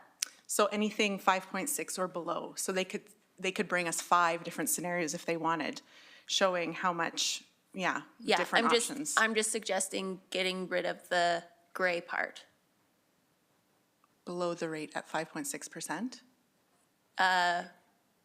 Tax rate below 5.6%. Yes. Okay, I will second that motion. Okay, so debate on the amendment. Councillor Hirsch? Thank you. So I think the point was made just on sustaining. And Councillor Van Dyke's point is, you don't want to go below that. I actually want to have consideration of that. Because it's my belief, and I mentioned this before, that a lot of the efforts on AFFI, et cetera, has been dissolved. And when we talk about an increase to the delta we are at is now $10 million, we were trying to drive it down and we're back up. I do believe, and don't forget that it was this council that had a plethora of FTE asks in addition as a new council. And I'm concerned about that, because when we did the review, the whole essence of Accelerate Financially Fit is that we had declining revenues, but our expenses maintained. And we did reduce expenses appropriately to match our revenue. And now I feel, again, when we talked about the FTE limits, they actually are surpassed by the numbers that we were originally considering on the AFFI. So I do want to actually entertain, and I'm not going to be sold by it, but I honestly need to understand what is that going to look like? Because we just listened to an initiative within our people services to talk about, is there efficiencies, is there redundancies, is there something, and what would that look like? So I hear you on the maintenance of it, but I'm perplexed that we got to where we're at. Our budget increased, like, if you look at where we were at 2022 to where we're at today, it's pretty astounding. And for me, I don't feel like we need to maintain our heavy financially fit, but somehow, some way, we need to kind of get in some ways back in line. So we're not saying that we're sold on, like, all I put was just words. I put, what does it look like under austerity? What does it look like under continuation of services? And what does it look like under partial funding of new growth opportunities? Because we know what the full looks like. So that's where I struggled. You made the comment about you're worried about the numbers being too low. That is actually my comment as well, saying, are we stuck on 3.5? Is it going to be 3.78? And I just want to know numbers in terms of what does it look like with a less tax rate increase, and and it's upon us to decide, is it something that we can maintain service level, or maybe a reduction of service levels that maybe we don't necessarily think we need anymore. Maybe I don't vote for that either, but I want to have that information in front of me. Thank you, Councillor Hirsch. Councillor Sharps? Thank you. So when I wrote this, one of the things I did was I looked at the CPI index and I looked at what Government of Canada was saying, and they're estimating that the 24-25, or the 25 year is going to be a 2.9% overall after all the numbers are done for the year. So that's how I came up with the 3. So when you do a budget as a business owner, I just, I look at my budget and I say, okay, here's what I need, but I also every year, every quarter, look at what expenses I can bring down. And this is, with the utmost of respect, we're not talking efficacy at all in our budgets yet. And I'm sure we would have got there, but I'm asking for us to talk about this. Are we, I remember I used to watch these guys on council, and I'm sure that at one point we were at the 1,000 people mark. And so and we haven't grown. So from a citizen point of view, I go, okay, well, how do we get to 1,300? And nobody's saying, go cut 300 jobs. What we're saying, because that isn't that, so I want to just say that out loud. What we're saying is, where are we efficient? Where are we not efficient? What expenses can we bring down? Do we have too many consultants? Do we have not of consultants? Should we outsource everything? I'm asking for those conversations to happen from an expense point of view. So, and I will just use a very simple, as a staffing agency, I have a couple of different programs and they cost me way too much money. So I took a 3-month exercise of pulling my hair out and got down to one that is probably a 40% savings, which is huge. It is absolutely huge. So and that takes time and effort, and I know everybody does that. I know that on a regular day we're looking at it, but what I'm asking for us to really look at it and bring it back to the budget, because our community needs to know that. Like, we say that we're in an affordability crisis and we're still looking at a scenario as a 5.6. I mean, it's just, I don't even want to see the mill rates for commercial. So we're talking about growth, but we just had, more businesses leave downtown. We had one couple grow, we had 3 leave. So the rates are getting too high, the cost of this and cost of that. So we want to talk about growth. They also need to be able to be here. They can't just always assume that the city's costs are the city's costs and that's what they're going to be. There has to be a look at expenses at all times. So that is why I wrote that, the 3% in my mind. If the Government of Canada is coming at projecting a 2.9, I think that we can look at that. Councillor Knodel. Thank you, Councillor Robbins. I believe that if I had, through the chair, I apologize, through the chair to the world, if I had information about what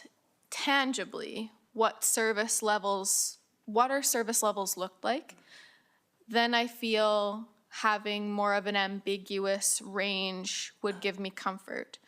Having the more concrete reductions. Now, whether Councillor Van Dyke's revision or Councillor Sharp's first proposal moves forward, I can connect to either because they're both considering lower rates than 5.6. However, if I had more tangible data about what the impact really was of a reduction on our service levels, like this is what it looks like for the organization if, and I knew that, I knew where our baseline was, then it would be different. But because I don't necessarily know the specifics of service levels as a baseline, I think it is important to be a bit more prescriptive on what we're looking for. I look forward to hearing from Mayor Clark, Dumanowski, and McGrogan, and from there we'll make a decision. Thank you. Mayor Clark. Thank you. And maybe City Manager, Managing Director Eager can confirm, but I think at this point, we're just talking about the new growth opportunities. There's this whole other part of the budget that's going to come forward that we can discuss efficiencies and all of those things. But I think the direction that administration is looking for right now is just on these growth projects. And so it's the delta between whatever like the regular amount of money is to sustain the existing programs and services we have and the new growth projects. So it's not really about getting below the 3. It is in the sense that we would have to agree to no new growth projects in order to get underneath that 3. But I think the way that it's worded right now, Councillor Van Dyke, we're focusing on these new growth projects, the scenarios within those parameters, and then later on, more service-oriented things that aren't new growth projects are gonna come forward in October. And that's when the discussion about potential efficiencies and cuts would come in. And can I get clarification just from one of the administration? Yes, Councillor Knoll wants to ask you a question, though, Mayor Clark, if you don't mind. Thank you, and through the chair to Mayor Clark. So in its essence, you are stating that our 55 possible projects live in the realm between 4.blank and 5.6. That's what we're looking at. I think it's 3.4, but yes, 100%. Did you want to add anything at all, either of you, to this? Through the chair, that's correct, and thank you for the clarification. All right, Councillor Dumanowski. I think I'll just add that a lot of what we're saying is more aligned than we think. I think we're just saying we want scenarios. I don't see staff. I look at body language. They're all nodding, and this is par for the course. They probably expected it. They're not the bad guy. We're not the good guy or gal. We're just trying to reconcile what is with everything at 5.6, and we're saying parlay it down to a number of different scenarios. The only thing I wanted to say other than that was, for me, it still has to do, and it's not in the motion, but it has to do with reserves, because in the end, you can do anything if you borrow more from the reserves. You can do anything. If we're okay with that, then we say that either now, or we certainly will say it then. For me, it's more create scenarios without no new additional reserve allocations, because then it truly is an exercise in cutting down and creating different lists. And I'll borrow Councillor Hirsch's point, if I understood it. I mean, a 3%, we don't have that there, but I think what we've given some parameters to staff. A 3% would be, to some extent, austerity. It would be no new money, 3%. This is what we got to do. And we've been down that path before in the past, and it's an uncomfortable exercise, but it certainly brings life to the conversation around the final number. So I will support it, because I think we've covered off a number of the points that I believe and hope will be included in those scenarios. Thank you, Councillor Dumanowski. Councillor McCrogan. Thanks. Through the chair, it's now been covered off several times, but I think we started this conversation about an hour and a half ago. And one of the things we talked about was the expense side of the ledger. And we just, we're confident that that's being done while this is going along. So new growth, when it considers additions of FTEs, then you can't just say, well, it's just new growth. We're going to consider all that other stuff later. If we approve the new growth, there's 10 new FTEs in there. So I think it is all related, but I do believe that admin hears everything that we're saying, and I got a really good sense that they understand where most of us feel on this. So I'll support the motion. Don't particularly love it, but it'll do. Wow, that's been a lot. Okay, we did discuss a lot of things well outside of this motion, but I'm hoping that the conversation is helpful to admin as you're continuing to work on the budget, to hear some of the conversation. Nobody here is making any decisions. For all I know, you could come back and say 18% is what we need, and it's the best interest of the city of Medicine, and that's what I vote for. I may say 3% or less. I don't know. And so I look forward to getting more information about all of the pieces of the budget as we move along. To me, this is like Lego. Let's just snap down a couple of pieces.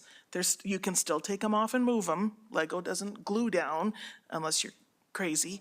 The fun part is moving them around. And so then as we put more things in, we'll be able to see what we have. Yes, City Manager Mitchell.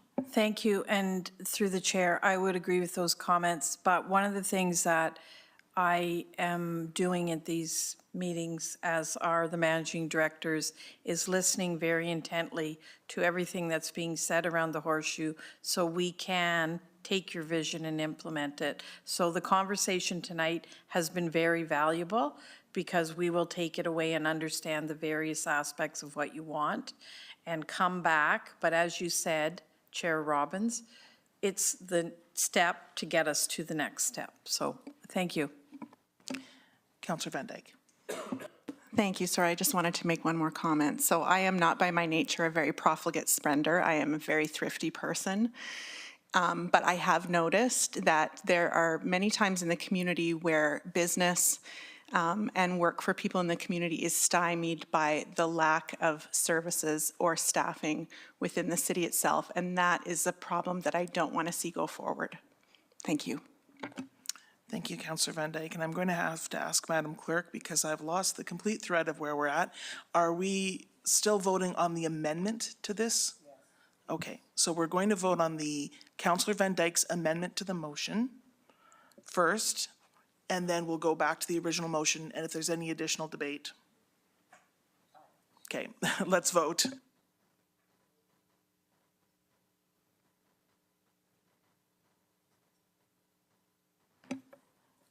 All right, and then now we go to the, so the amendment passes, and now we go to the motion as amended, approving the motion as amended. Any discussion of that? Yes, would you mind showing that to us again?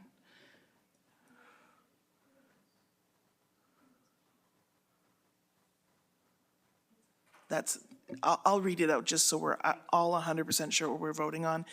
That council direct administration to reevaluate all new growth opportunities and the associated tax implications, reassessing and providing scenarios at different tax rates below the rate of 5.6%.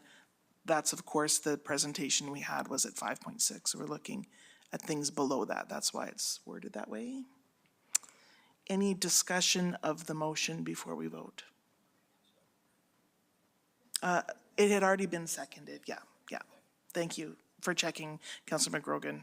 Want to measure twice, cut once kind of guy. All right, so let's vote on this motion, seeing no further debate on it.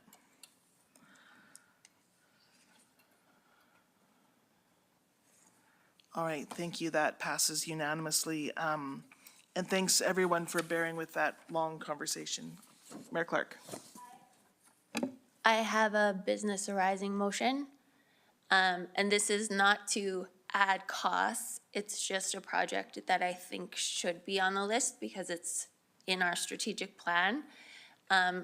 If you wouldn't mind putting it up, can you include the background? I think I saw it. Just our strategic plan does state that we want administration to implement a one-window system. And so once the background is up, people can read it. And I'm putting it forward now because of the timing. We want to give administration the opportunity to cost it and provide options for our budget. I would like that for our current budget deliberations. I'm saying September 16th, 2024, because our actual budget deliberations start in October. Well, we have more meetings in October, but I'm not sure how that works out with the current conversation where you're putting together scenarios that will come forward at some later time. Can I just ask you a question, Mayor Clark? Would you categorize this addition of 311 consideration or to basically ask for a briefing note about 311? Is that? Yes. Okay. So putting forward options and analysis and costs. Sure, sort of like, okay. And would you just tell us why you think 311 is new growth? Well, because we don't have it now. I understand new growth is new things that are new projects that don't exist now that would cost money. If I'm misunderstanding that, I am happy to be corrected. I'm just going to ask because it wasn't on the list if that's the definition that administration would agree is anything new growth is what we don't do now, it's going to cost money, and we don't have it in the budget yet. Is that fair? Okay, thank you, Mayor Clark. I see Councillor Hyder's on the speaker list, but we don't have a seconder to the motion.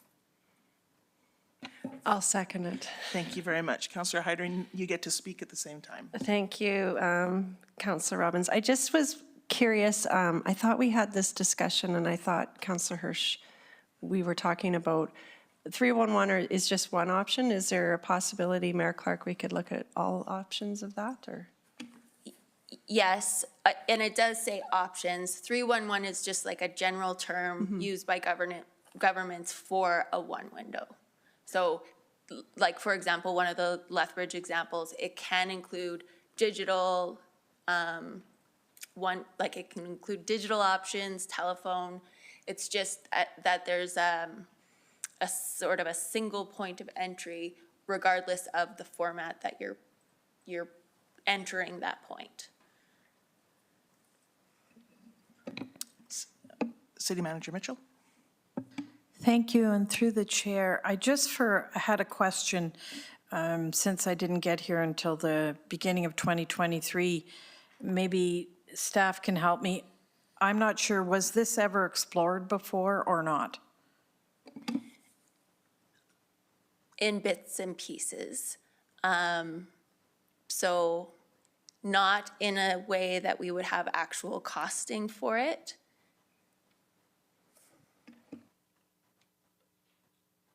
Councillor McGrogan. Yeah, thank you, through the chair. If this is anything like kind of a 911 system, just by the numbers, I'm wondering if this is enough time. Like, this is a big undertaking, correct? So, and I agree, I think it's very worthwhile just in how it appears, but I don't know enough about it.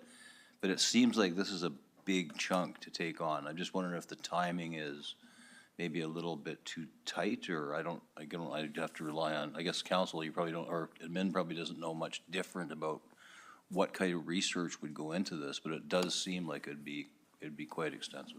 If I may respond to that, my suggestion would be, as has happened in the past, if it looks to administration, say September 2nd, I think is our first meeting in September, this is the second meeting in September, they could come back and ask for an extension of that timeline, and then council would vote on it. Councillor Hyder. Sorry, through the chair, I was concerned about the timeline as well, Mayor Clark. It just seems really rushed.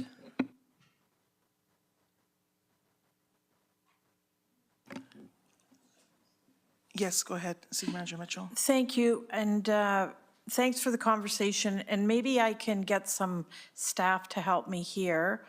But before my time, I do think that this has always been something that was part of our strategic plan, part of council's strategic plan. So was there any point through this budget process, and I'll turn to Managing Director Egert, that was this considered? Thank you. So through the chair, as part of Financially Fit, we did have that on the list as a opportunity for restructuring how we intake resident queries and interface. So at the time, it was incremental cost. And what I would like to do, and I do appreciate the comments around the time, is it's much more than doing a jurisdictional scan of anecdotal experiences around 311. I think for what you're looking for or asking for, we would need to get someone who knows or has done a 311 before and get their input. So having not looked out and seen how long that would take, I think September 16th and preparing well before that to bring it here is quite quick, too quick. I just wonder if it's to provide sort of a summary of what's learned between now and then, and if more information is then needed, we could discuss a timeline. At least you could start the process of looking into it and then let us know on September 16th how much longer it's going to take. Is that fair, Mayor Clark? She's nodding at me, so City Manager Mitchell. Thank you. That's appreciated. And I do think that, I've said this before, that some of our processes are archaic. And I imagine this would, because I'm familiar with the city of Lethbridge and when they did this, how deep it went through the whole organization. So I think having just kind of an overview of how much time it would take and the work involved, and then bringing that back, we could be able to do that. Thank you. Thank you very much, City Manager Mitchell. Sorry, Councillor Sharps, I spoke over you. I didn't mean to. Go ahead. That's absolutely fine. So I read this and I mean, like, I've been interested in this system, but we've never seemed to quite get to it. However, to me, it's almost in the same bracket as, not Facilities of the Future, but all the nonprofits. There was a project that Managing Director Stout was working on to figure out what everybody needed. There's no way this is going to make the next budget. So is it worth, to Mayor Clark's point, though, like getting the details, but making sure it's in the following budget year? Or as a, we're doing 2 years, aren't we? Never mind. Mayor Clark. Thank you. Yeah, so as has been mentioned, this was in, one of the things that was in our strategic plan. I did include Lethbridge, just a reference to them in the background, and I'm just wondering procedurally to the chair and maybe acting city clerk, can the background and motion be included in the minutes? The background and the motion will be included in the minutes for this meeting? That seems logical, but I'm just not sure if it's just the motion. Is this the background? We haven't seen the background yet, I don't think, Mayor Clark, have we? No, I just sent it to Stephanie because I was still drafting it. But it's basically stuff that we have seen before, other than the Lethbridge comment. Yeah, I don't have any issue because it gives context to the motion and the vote. But just to note for the record that council hasn't read this yet, so it's information that was provided in the moment that was about 311, but we didn't receive it in advance. So as long as the minutes reflect that, that's not a criticism at all. I'm just saying if someone was to say, well, what about this piece of whatever? Well, I didn't have it in advance. So I think I can deal with the motion on its own without reviewing the background information because I remember it from our strategic planning discussions well and remember researching it. So I think I could support the motion in and of itself without it, but I think the background probably helps to understand the motion itself. Is that all right, Madam Clerk? She says yes, so. All right, any other discussion of the motion? Seeing none, let's vote.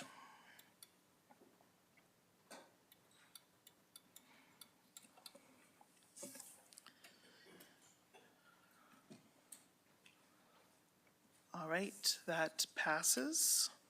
The motion passes. And that, I believe, unless there's any other arising motions, incidental motions, references, no, we're all good.